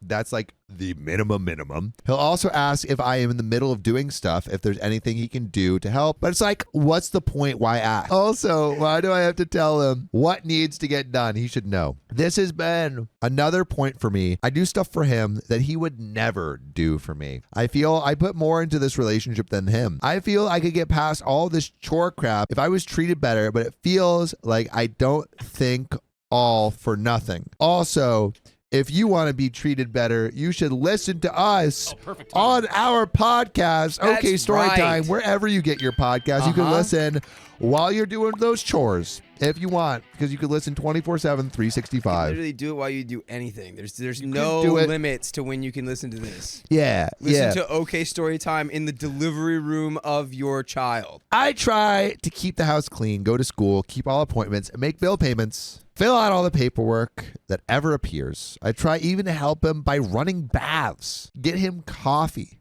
and sometimes breakfast in the morning, depending on how he feels. I try to take care of his personal needs. If kids are overwhelming, I try to give him space. I think the most telling thing is he actually asked me why I do these things for him, as he wouldn't do it for me. I'm now at the point I've gone through all of this just to be told I'll never get the same treatment I put out. Also, one of the things he says bothers me some more. He will tell me all guys are like this and how he is, and that everyone he talks to says he's not wrong. Am I overreacting and feeling that everything I've gone through was for nothing? And we do have some comments for this story. But OP, leave. This guy is saying he's bad. He's a bad dude. Dakota, keep the thoughts inside your head. I am. I sent it to Keon. It's okay. What? It's okay. Don't worry about it. I should drink my juice. I cannot repeat the words. I cannot say his name. Yeah, guys, this is like the equivalent of like the used car salesman being like breaking character and being like, hey, so I would never buy this car. This car is like borderline unsafe. Like it doesn't run. It's going to break down as soon as you get it off the lot. And you're going to have to bring it back to pay thousands of dollars for it to just break down again. Why would you buy this car? That is what your partner just said to you. And that's when you should go, believe him. I should probably not buy that car then, huh? And then you go. And it's hard. Comments. So OP's asked, am I overreacting and feeling that everything I've gone through was for nothing? Comments. Comment 1. You are not overreacting. To be completely honest with you, I would have walked out the moment you found the spicy sleep conversations in his phone. To me, it looks like he simply wanted to cheat on you. And OP replied, look back on all of it. I feel you are correct. In our arguments, he stated he did it for me to experience what I wanted to, but never did before marrying him. If it was for me, why did I have to ask to be included? Sadly, I haven't gotten a real apology or anything. I just need to move on and forget about it. I think of leaving him, but it's hard as I do love him. Sometimes if someone's not treating you well, it's not enough to just love them. I also have no support system and 3 kids, one of which is being a fresh, fleshy newborn. Comment 2. No, all men are not like this. He was emotionally cheating before you caved to an open marriage. He didn't do it for you. You did it to save your marriage, which is a wrong reason and never works. Get out and let her have him. You may love him, but you need to love you and your kids more. Boom. Boom. This isn't the father figure your children should have. They will learn cheating is okay. Men are garbage, but that's okay. Moms give everything and get nothing, and that's okay. You deserve better. Your kids deserve better. And that is where that story ends. If you want more stories like this, search for our podcast, OK Storytime, on Apple Podcasts, Spotify, or wherever you listen to podcasts. My boyfriend and I are polyamorous, but he's not following our rules. It's like the one rule, basically. there's no, come on, it's so easy. My boyfriend's roommate had been in love with him for years. They hooked up, but decided not to proceed with the relationship because their relationship styles differed. She wanted monogamy. He wanted to be polyamorous, but they wanted to continue living with one another. A great recipe for a totally good relationship that will not get complicated in the slightest. Yeah, they were not good for each other, but they lived together. That's when I came in. Oh, God. Names initialed, but it was me, 26, Karen, 33, Remy, the roommate, 33.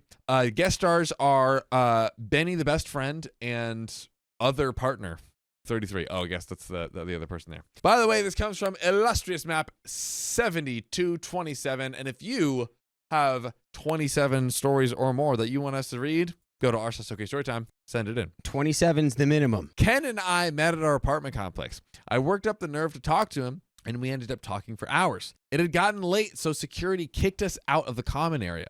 We had a lot in common and had similar life goals. And one day I came home for lunch and found him moving things from their apartment alone. He and his roommate were changing apartments and didn't realize that they needed to leave the day that their lease ended. Yeah, that's a hard situation. His roommate couldn't help with the move because she had to work, so he was moving everything alone. I know that burden, so I took the rest of the day off and helped him. Wow, freaking angel move right there. I think we'd known one another for 2 weeks at that point. I finally met his roommate when they settled into their new place. A quick 20-minute conversation. She was cold, but a cold that I was familiar with, as she reminded me of someone in my past who were socially awkward, which made it hard for them to make friends. So that didn't turn me off from her. We exchanged numbers, and we talked about getting together sometime to hang out. A few days later, I get a series of calls in the middle of the night. I woke up to one of them, and it was her. She needed a ride to the airport. Wow.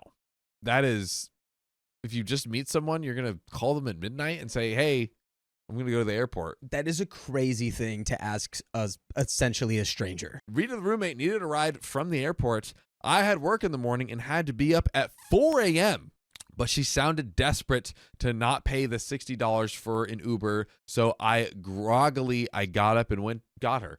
What? That is what is called a personal problem. The good old, that's an issue. The ride to take her home was strange. She complained about her toxic family and how she was ready to cut them off. Then she asked me, "Do you like Ken?" Did I miss that, or is that the ride back from the airport after the trip? After her trip, yes. After Oh, Rita's okay, trip. okay. I had it mixed up. It came out of nowhere. I told her I was still getting to know him, but liked him enough, and I'd see how things went as we went forward. She then disclosed that they had tried to have a relationship a few months prior, but it didn't work out. She wanted a house and kids and a monogamous relationship. He wanted to be polyamorous. So they decided not to pursue a relationship, but they stayed roommates. I've seen this dynamic go south for a few friends, I wonder why, of mine, that were in a similar boat, but thought life can't be funny enough to just repeat itself. Something that happened in the past can't happen again, right? It's already happened. I mean, That's how that works. World War I, World War II. Yeah, but those were different. As we've all know, the saying is history doesn't repeat itself. Fast forward, he introduces me to the other partner who is a gem. So this is not Rita, the roommate. We are now talking to Ken's other partner. Yes, Barbie. Barbie. Is Barbie? Yes. Once I found her staring daggers at his door that another partner was working behind, roommate was quaking with anger, red in the face, tears streaming. This is what I've got so far. What is that? Here we We've go. got Ken, Rita, incompatible roommates. Rita's asking OP for the airport ride at 12 a.m. If she gives it to her? Do you like Ken? Like, no, WTF, why are you monologuing at me? Barbie, Ken's other partner, post Rita. And there'll be more. There's going to be more. Dude, you got... She kept muttering, "I hate her. I hate that she's here.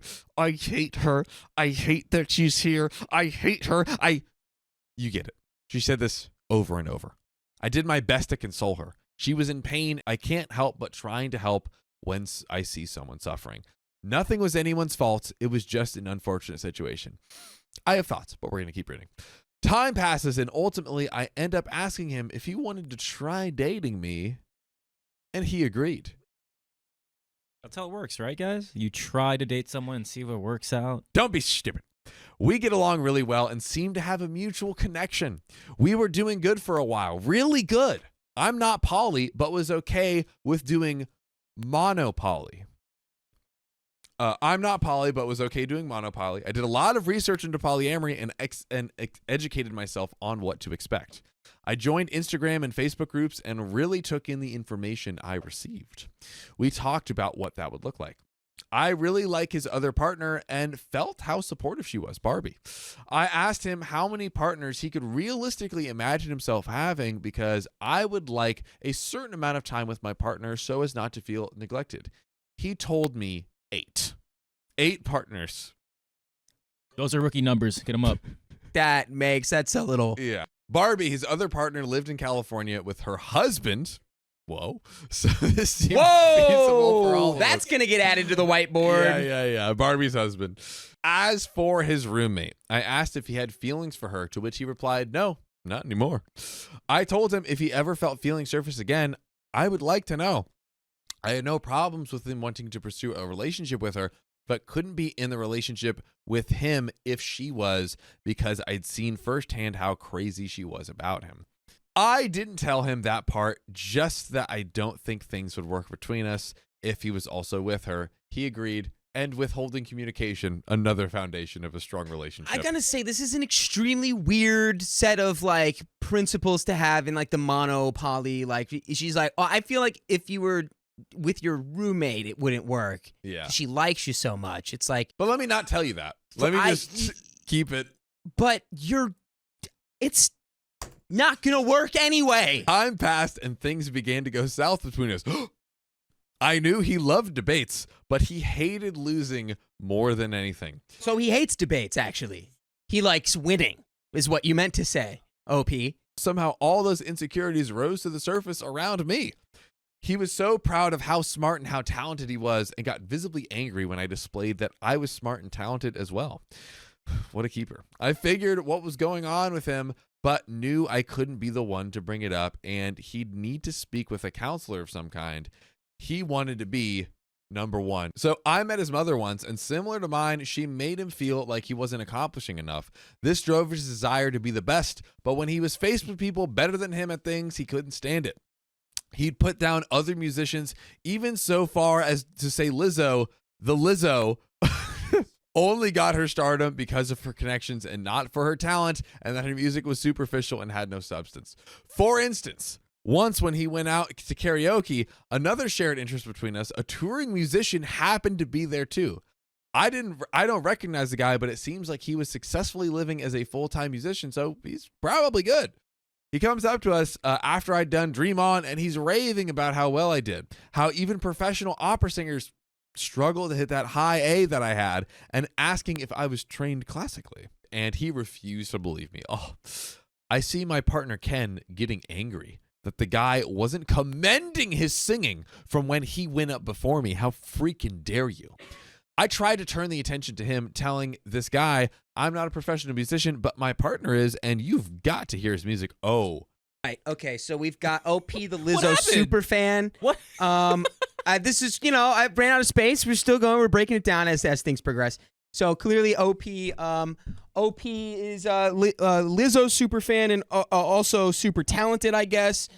Ken is Narcissus reincarnated without the talent, I guess. Barbie's still just vibing, and Rita is literally boiling.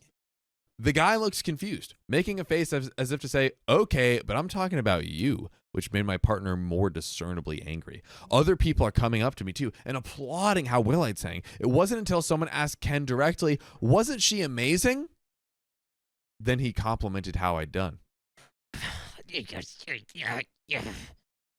she was great, I guess. She certainly sounded good, I would say. I still find it hard to identify jealousy. It's not like in the movies where it's super overt. So back then, I really didn't know how to spot it. He'd even told me about how he doesn't feel jealous, and that's why he's so great at being polyamorous. I think it's the opposite. I didn't believe him. Everyone gets jealous. I know I do. It's how you handle jealousy that makes it toxic or not. I just couldn't imagine that someone would be jealous of me, especially not my partner. As it turns out, he had been growing increasingly more jealous of me. So I'll explain. No. Got the update. Okay. What is this? OP zero instincts, period. And Ken just a liar. As it turns out, he had been growing. I'll explain. I've dealt with a lot of crap in my life. I don't believe in bucket lists. So when I want something, I just go and do it.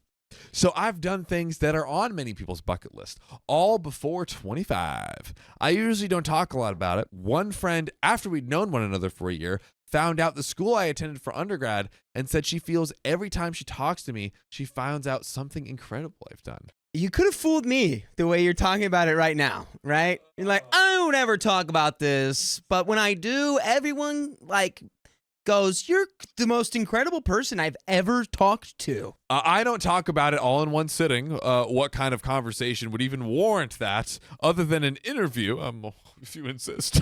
But also because it intimidates people. I don't want to intimidate people with my greatness. So instead, I just let it, come out over the course of months or years. Honestly, I think as time went on and he found out more about me, he became insecure about why I was with him, and his insecurity manifested into anger, especially around the things he thought that he was the expert in. He wanted to travel the world and speak multiple languages and be viewed by everyone as an approachable genius. He'd even legally changed his name to a Japanese one because he felt un-American despite being born and raised in Nevada and having never been out of the country. Who or is ever this holding a guy? passport. Hey, buddy. Hey, you ever heard of Ken Takakura? Oh, no. Ken is a Japanese name. So our backgrounds are similar. We both have disapproving mothers who were raised Seventh-day Adventists. I actually had to go to Seventh-day Adventist church and the Kingdom Hall because my parents were different religions. We'd had similar upbringings. In many ways, mine was worse, so we should have turned out similarly. But it turns out I became the person he'd always wanted to be. I'm going to keep going. It seemed that the more we got to know each other, the farther he pulled away. He began fabricating or exaggerating his relationship with certain people, who were far into their career to impress me with his connections. People who I not only actually knew, but I was close to. I couldn't bring myself to say that he was lying, let alone call him out on it, or to see he was lying, let alone call him out regarding it. So he'd get so embarrassed when he put us in situations when he'd have to come clean. Life is really funny. For example, him lying and saying that he was collaborating with a well-known local band and their lead singer. The lead singer in question happened to be my ex and one of my closest friends to this day. Ooh, I bet he loved that. I don't know all of this ex's business ventures, so I figured maybe it was the truth. But when we were in the same company as this ex didn't recognize Ken at all, but swept me up into a huge hug and talked to only me all night. Whoa. At the end of the night, Ken asked me, please tell X that Ken wants to work with him. I did, and he asked, I did as he asked, and the X said, who's Ken? No the Ken? way. The Ken? Despite spending the entire evening in his vicinity. It was like everything Ken did or wanted to do, I'd already done and he hated. So the argument started over small things. Like once he stormed out when I told him how much I love the writing in Encanto, with how they'd subtly written the grandmother as the antagonist and how I wouldn't call it epic because I wished they had gone to more locations in the story. Y'all are arguing over the semantics of what classifies a fictional story as an epic. Who are you people? I know I turn into a teacher mode at times. I used to be a teacher. Some wonderful opportunities in this life to learn a lot of random things and watch the news to calm me down. I don't understand either. So I have so much random useless knowledge in my head. I've since received my ADHD diagnosis, which cleared a lot up for me. But I've experienced things like sitting in on script reads with New York playwrights, and I've soaked up a lot of the information from teacher to New York playwright kingpin, along with so many other privileges. And I don't feel it's fair that not everyone gets to experience such wonderful things. I want to share all the knowledge I've gained with those interested. So I saw this as an opportunity to share what I learned that led to my conclusion. He got more upset. And he told me that it was my opinion. That really confused me because it was clear as day to me based on the story. It's like if you watch someone put salt in their pasta and said, this pasta has salt in it, and then another person turns around and tells you that is your opinion. He got angry that I'd backed up my point and stormed out over Encanto. OP, it's not over Encanto, but I digress. I apologized. In fact, I apologized to him more than I care to admit, but I wanted the relationship to work. I realized this once the relationship was over. Never, not even once, had he apologized to me for anything. He'd criticized my spending habits. The restaurants I ate at were too expensive, and my cute watering can cost too much. Okay. This was all my money, mind you. We didn't live together or have any shared expenses. In fact, he willingly did not work. He's you've heard of incels, but have you heard of in-poors? Voluntarily poor, I should say. Yeah. Vol pores. We've got OP, who is super duper mooper vooper special, just so you know, also stands 10 toes down on media syntax, literally the most smartest of all time. Encanto, not an epic. And Ken is actually just Ken from the Barbie movie and poor. But I liked him, okay? I didn't care that he worked. I didn't care that he's the biggest walking red flag I've ever seen. He'd make fun of the way I pronounce things. Funny, the times he made fun of my pronunciation was when I'd use Jamaican British pronunciation, and he would pretend to speak in a British accent or use British words and swear it was his natural way of speaking. Really, a black guy from Nevada who's never been to England refers to gas as petrol. Give me a break. Dude, this guy is such an ick. Oh, I'm Jamaican American, and both of my parents lived in the UK for significant portions of their lives. And I've never called gas petrol in my life, lol. Again, I was living the life he wanted, and I think he hated me for it. Cue Thanksgiving. He was going to his family's house for Thanksgiving. My sister was in town, and we'd be going to my best friend's. He came over to meet my sister. I had to beg him a bit, as she is one of the most important people in my life. It was important to me that they get to meet one another. Literally, who are these people? He did meet my sister, stayed for about an hour, and then left. Funnily enough, my best friend and his grandma ran into Ken and Ken's roommate, Rita, at the grocery store. Bestie's grandma has since said that she felt that Rita was very strange upon meeting her, and said that Rita scared her a bit. Now, Rita and I had tried to have a friendship, but it was very odd. For example, here we go. About a month into us knowing one another, she asked me to do some extreme online therapy with her. This is not real. This Like, is not again, real. who are these people? She then said that she couldn't have a friendship with me for a list of manufactured reasons. Reasons that if anyone was guilty of, it was her. She's constantly asked me questions about me and Ken's relationship progression, like if we'd been intimate and what exactly did he say when we agreed to date, word for word. Where's the script from your New York playwrights? I knew her feelings towards him. And tried to be respectful of her feelings when answering. She would make comments about my looks, like how short my hair was or how big I was. I'm pretty tall. Things that were obviously not kind, but I'm an expert on not letting things roll off my back, so I never said anything to her or Ken about the comment. Roommate told me that she was going to a friend's family's house for Thanksgiving, Rita. Turns out that friend was Ken. She'd purposely hadn't told me that she was going to Ken's family's dinner, and he neglected to say anything about that she was coming. I had the one conversation about the roommate before we agreed to date and really didn't talk further about the dynamic after that. So it was strange that he hadn't brought it up. Once he ran into my best friend and his grandma, it was as if he knew he'd been caught doing something that he wasn't supposed to do and how he tried to spin it. He urged my best friend to take a picture to send me to try and appear like he wasn't keeping anything from me. He knew my best friend would tell me he'd seen them together, so he might as well get ahead of it. I get paranoid about my loved ones being safe.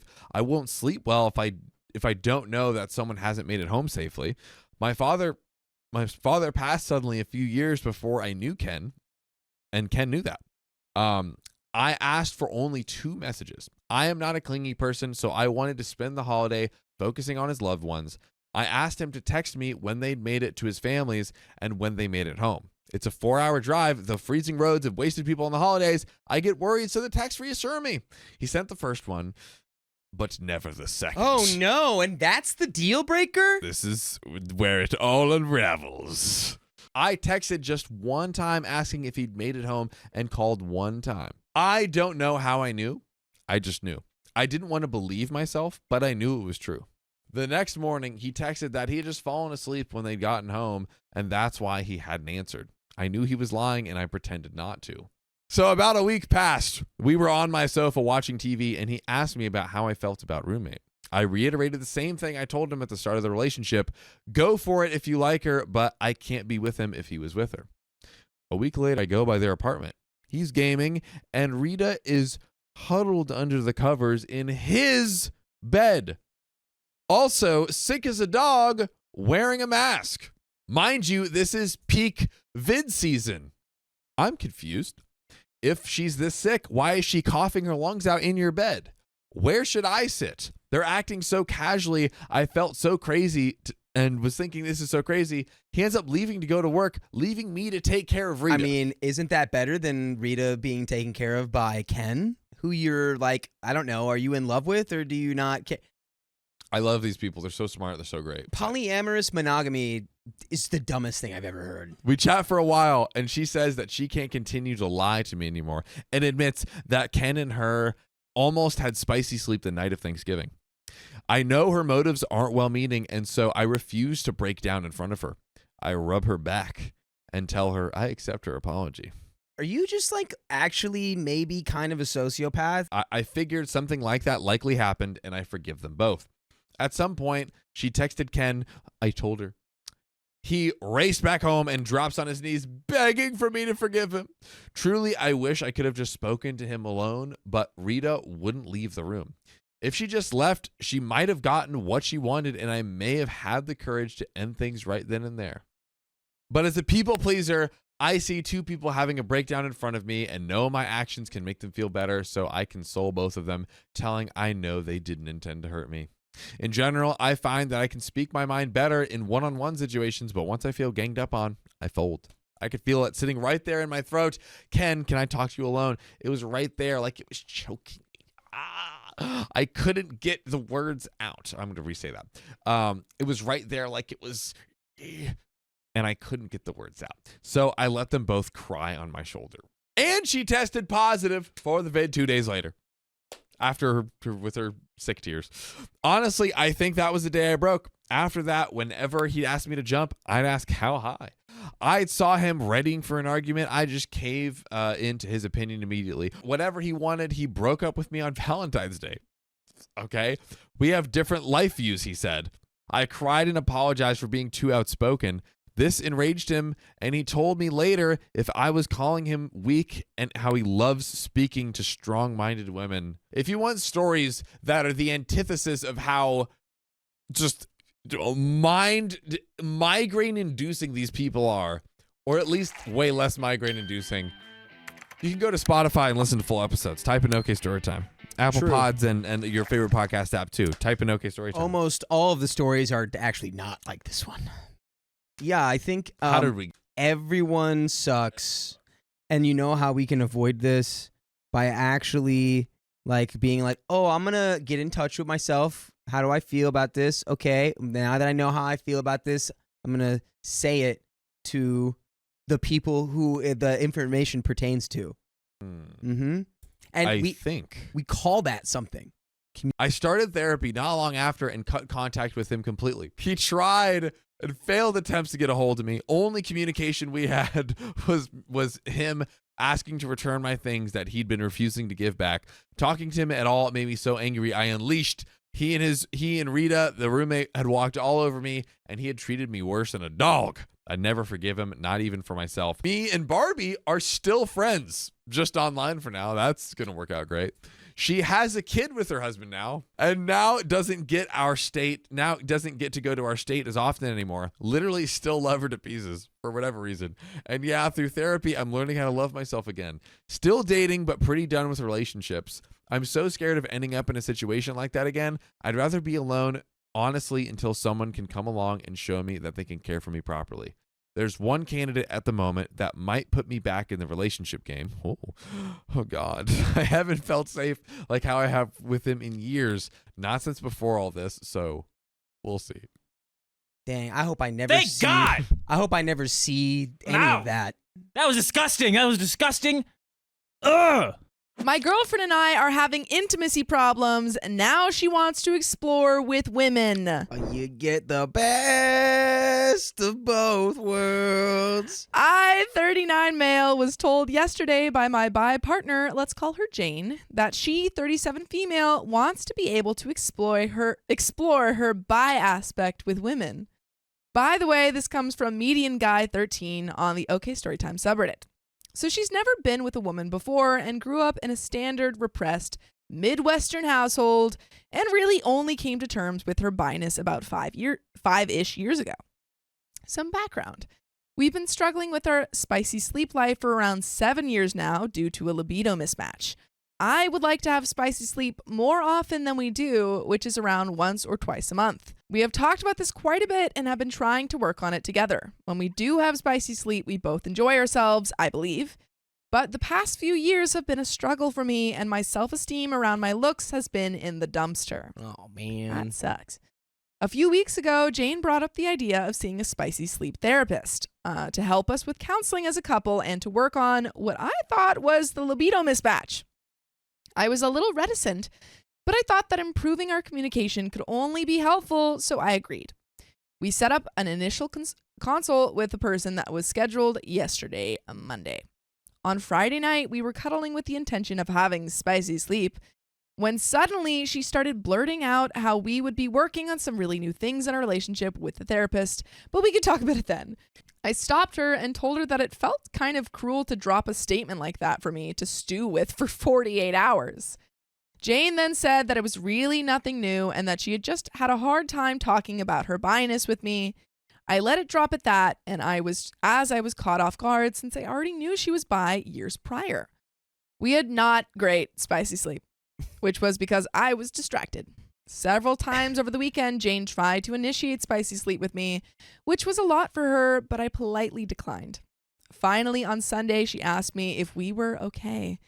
And I replied, I don't know, you tell me. She told me that she loves me and isn't going to go anywhere. She loves our life together. I left it at that. I mean, honestly, if you've got like twice a month for 7 years, y'all probably have to love each other. Yeah. Yep. Yesterday, Monday, we were scheduled for our initial consult with the therapist. About an hour before, Jane asks me if I want to talk. So I say, yes, let's. I ask her what's going on. She reiterates that she loves me and the life we've built, but that she wants to explore her bi-ness with women and that she doesn't want to have any regrets when she's 70. This devastated me. After all the effort to try and improve her spicy sleep life, to be told basically, I'd like to F other people, has left me totally passed away inside. We have not discussed this further since that conversation because I really needed time to process, as honestly, my initial reaction was just to end it right there. Wow. I felt bad for the therapist as I was completely disengaged the whole discussion. I thought we were meeting with the therapist to work on our libido mismatch, and I find out that really Jane wants to open up the relationship, which is also just like so messed up to go into. I mean, she kind of warned him, but in a really ineffective way where he was just stressed and was like, I don't know what we're going into. And then they get there and it's a completely different topic than what he expected. Yeah. I feel like the whole thing was set up under false pretenses. A big reason this all has caught me off guard is that Jane has always been super sensitive about infidelity. She used to be hyper jealous in the early years and has significantly improved, but still occasionally cracks jokes about other women hitting on me. Honestly, a thing which does not happen. Also, to be clear, there has been no cheating on my part, and I am a very boring guy who spends his time on hobbies or work. To wrap up, our relationship has been a really good one, and I love Jane. I hate the idea of breaking up, but even if our talk on Monday wasn't an ultimatum, I don't know that I can get over being told if you don't open up this relationship, I'm going to have regrets in old age. Which is fair. I mean, yeah. Since it has come up a few times, we have not discussed if it would be open both ways. I assume she's going to pitch opening it up for both of us. In the past, the topic has come up as we have some married friends that open up the relationship as well as several polyamorous friends, and so she knows I'm uninterested in that type of setup. And there is an update, so let's just jump in. Let's start swimming through it. Update! I took last night off work so that Jane and I could sit and have an in-depth conversation. I told her that I felt like there was a lot she was holding back, so we dug into her feelings about her spicy sleepuality and other women. After a bit of back and forth, we arrived at that she wants to be able to have spicy sleep with other women and that she has already picked them out. Ooh, wow, she's got a Pinterest board for it already. Ooh, it gets worse. It gets worse. No. That's not what you want to hear. Yeah, it's going to be hard. Dang. She thought that last point would make me better. That would make me better? Maybe feel better? That she's not just picking out randos on Tinder, but honestly, knowing that she already has them lined up made me feel even crappier. Yeah, fair enough. I mean, she's telling you that not only is she not satisfied in your relationship, but that she has other people in her life who she thinks could fill that void, and that's pretty harsh. Yeah, and if you want to do the worst possible thing, now's the time that you try to mimic all of them. So that you can be the one that she wants. Super healthy way to go about it. Yeah, no, don't do that. Yeah. Don't do that. She was also very clear that she wanted to work on us with a therapist before introducing the open relationship, however long that may take. We also addressed several other things, such as her introducing these ideas very poorly and setting up the therapist in a very poor manner, which she readily apologized for. At least there's that. I pitched to her a hypothetical that we put in the work with the therapist, but what if after some time I say I'm not okay opening up the relationship? Her reply was something along the lines of, well, we need to unpack why you feel this way. Guys, you break up. Yeah. If this is like not a thing, if this was like not just a thought, like if you have a whole roster that you've already built, like you just, and your partner's like, no, I'm not, then it's time to, you already have the roster. Yeah. Go. The thing is, like, you don't need to unpack why you don't want to be in an open relationship. Like, he's already said why he's like, I'm committed to you. Yes. And they've already had conversations in the past about their friends who are polyamorous and or are in open relationships, and Opie's already expressed that he doesn't want to do that. So it's like you can't just push someone into this. No. So I think breakup is the way to go. Yes.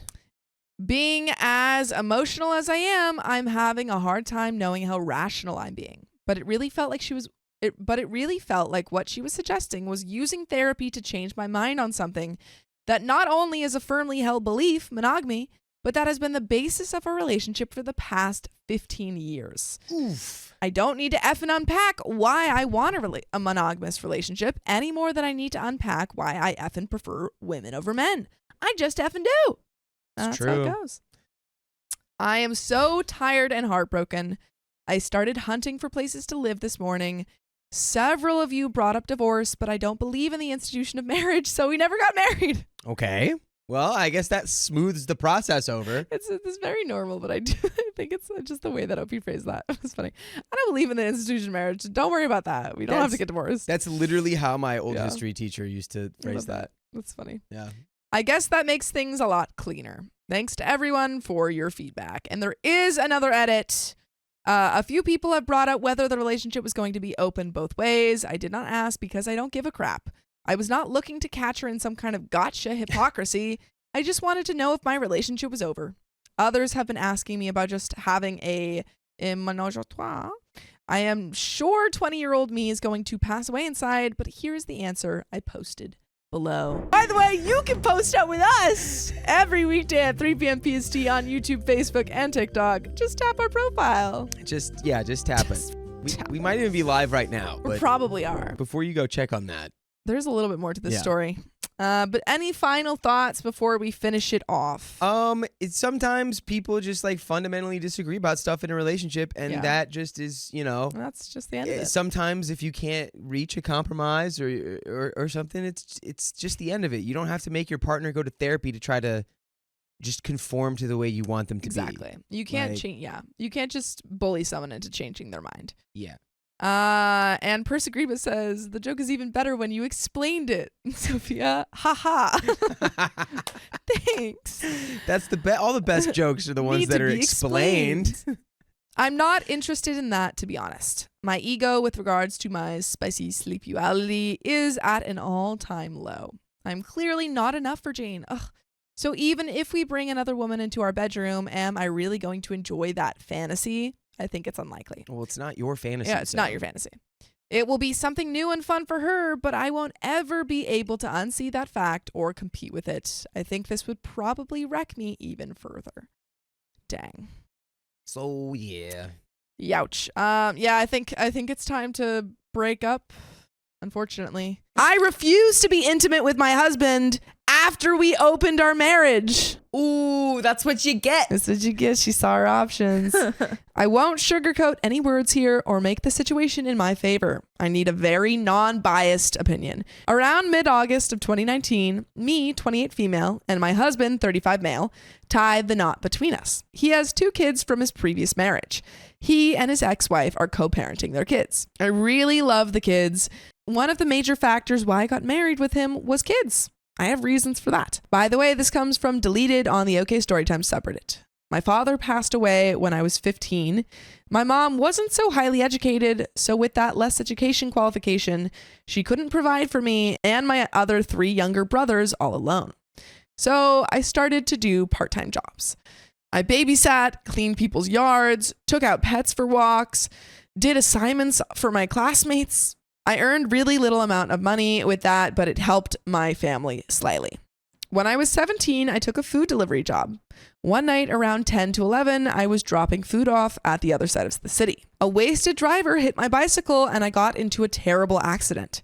The driver needed to pay a large fine for that since my condition was very critical.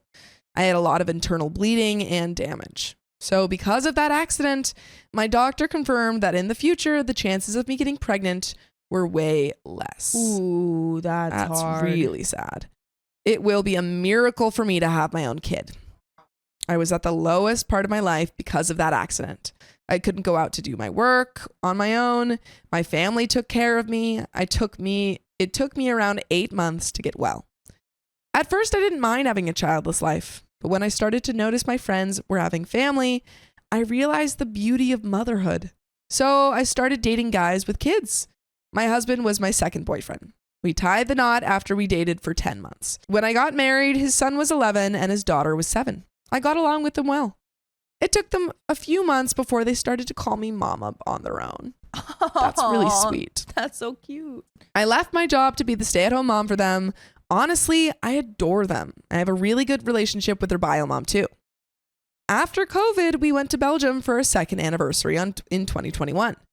The trip was great, and I remember feeling so loved. The day before we were supposed to come back to our home, he proposed the idea of opening our marriage. Whoa. Wow. For your anniversary trip, I would be like, seemingly to not expect that and just get that kind of thrown at you. Yeah.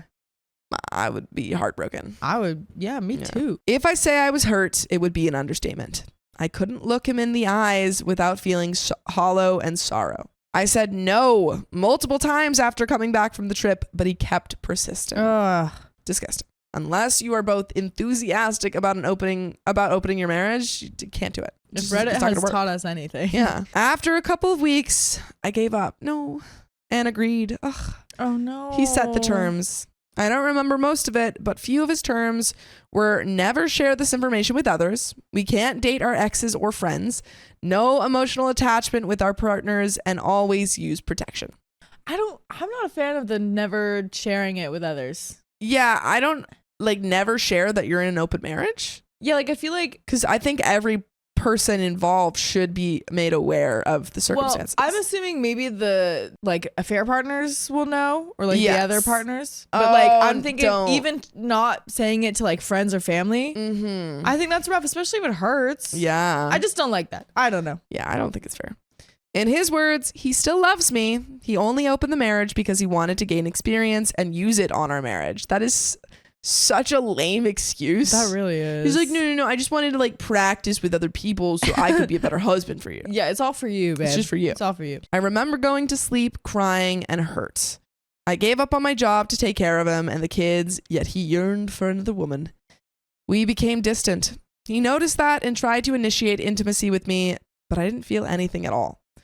I just lay there until he was done. That's so sad. Gosh. I also distanced myself from him. The idea of him having intimacy with another woman while being in a marriage with me disgusted me.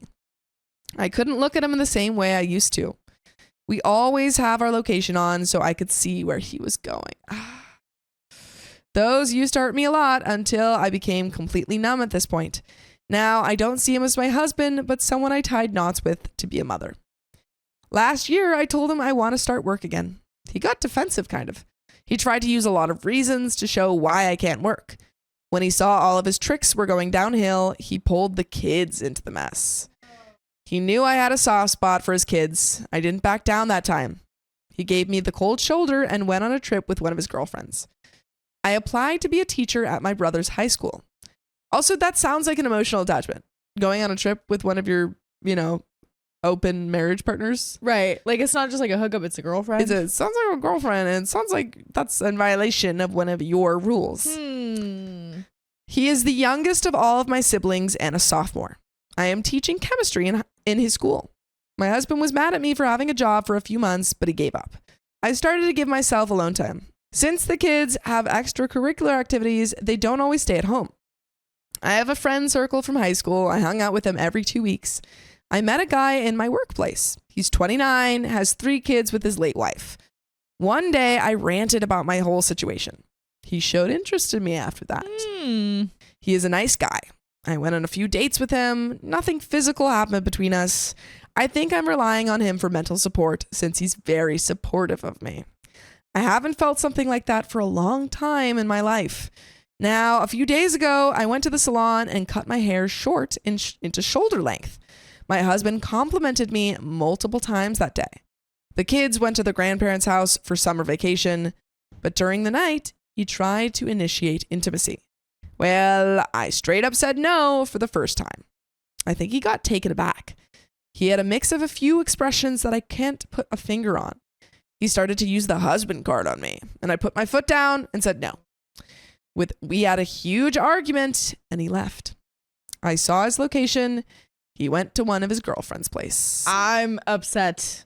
This is literally like, that's like so he gross. did this. He did this. But also, it's like, even if they didn't have an open marriage, even if they weren't having you problems, you should never be, yeah, like the fact, yeah, like the fact that she doesn't want to do anything intimate right now. You should never make her feel bad for that. Yeah, no, that's terrible. Like, he's getting mad at her over not wanting to, like, come on. Yeah, especially after like months of just not engaging with her at all, or taking an interest in her at all, and now he comes back and he's like, oh well, now I want it. It's like, she's like, no. Now I am stuck between two thoughts. Even if I don't feel anything towards him, he's still my husband. I can't share this with anyone, so I need advice on this. And there is an update, but do you have any more advice? Yes. Just because he's your husband doesn't mean you have to do anything. Exactly. Like, there's no husband card to play. You don't owe him anything. Yeah. That you don't want to give. Yeah. Like, come on. Yeah. And maybe he shouldn't be your husband. Last night, I made a post about my current situation in my marriage. I asked for a non-biased view. Almost 300 people responded and gave me advice. I couldn't respond to all of that since I was overwhelmed with a lot of emotions. There is a few things I want to clarify. Firstly, I met my husband after my graduation when I was looking for a job. I made things official with him after I had the job. We dated for 10 months before getting married. Secondly, his ex-wife and he were childhood sweethearts who married each other when they were in college. After the birth of their second child, they realized they don't have the same bond, so they got divorced and have 50-50 custody. So he's at least probably in his 30s. I wonder if they didn't have the same bond because he asked for an open marriage. Yeah, that's a good question. Thirdly, a few people in my previous post asked me to make things official with my coworker. I would do that when I'm ready. Currently, my mental health isn't in the best position. I'm working on it. Plus, I can't have intimacy with anyone whom I barely know. We've been coworkers about almost a year, but still, I'm not ready to make things all good. Lastly, those who say I'm using spicy sleep as a punishment, it's quite the opposite. He barely comes home. And also, withholding spicy sleep is that is your right as a person. Yes. He is always out with the kids or his girlfriends. Would love to add, he doesn't have one, but 3 girlfriends. And yes, all of them are aware of my existence. Now to the update. Last night, I made a post about the current situation of my marriage with my husband, asking if I would be the a-hole if I refused to have intimacy. He hasn't come back in the last 3 days or contacted me. The kids talk with me daily. I had a few conversations with their bio mom too. They're over at her parents' place. Honestly, I thought he'll get over it or won't bother me for a long time. I was wrong as heck. During lunch, my mom came over to visit me. She asked if everything was okay between me and my husband. I didn't lie this time and straight up said, no. We had a long conversation about my marriage and I was relieved after that. It felt so good after sharing everything with her. I'm not ashamed to admit I cried like a kid in her arms while explaining everything. She stayed with me the entire day. She called one of my younger brothers, 26, and told him everything. If I say he was mad, it'd be an understatement. He asked why the heck I suffered that much and scolded me for a couple of minutes. With the help of my mom and brother, I packed my stuff. Yes. I think this is the solution because he is not treating you well. You are not happy. You just gotta leave. Get out of there. I didn't leave with any of the stuff he got me. By the way, you should never leave our lives because you can join them every day at 3 p.m. PST on YouTube. Just tap her profile. And there is a little bit left, but what is your advice for OP? I think she's doing it. I think she's doing it. She's getting out of My there. advice was divorce, and you're taking it. So. There you go. Yeah. She's doing great. Yeah, good job. So sorry that this is all happening. That sounds very your hard. husband, that is on him. Yep. And I would say, again, anyone whose partner has brought up open marriage, if you are not 100% on board and you're feeling like a little bit icky about it or unsure, just say, no, I don't want to do that. And if this is the ultimatum for continuing our relationship, then yeah. Most likely we will get a divorce soon, which I think is the best solution here. I texted a short message to his number, thanking him for being my husband, and I won't be continuing the marriage anymore, along with some personal stuff between us. With the help of my friend and family, currently I am finding a lawyer.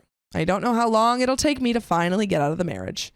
I left the house around evening and sent the message around 7.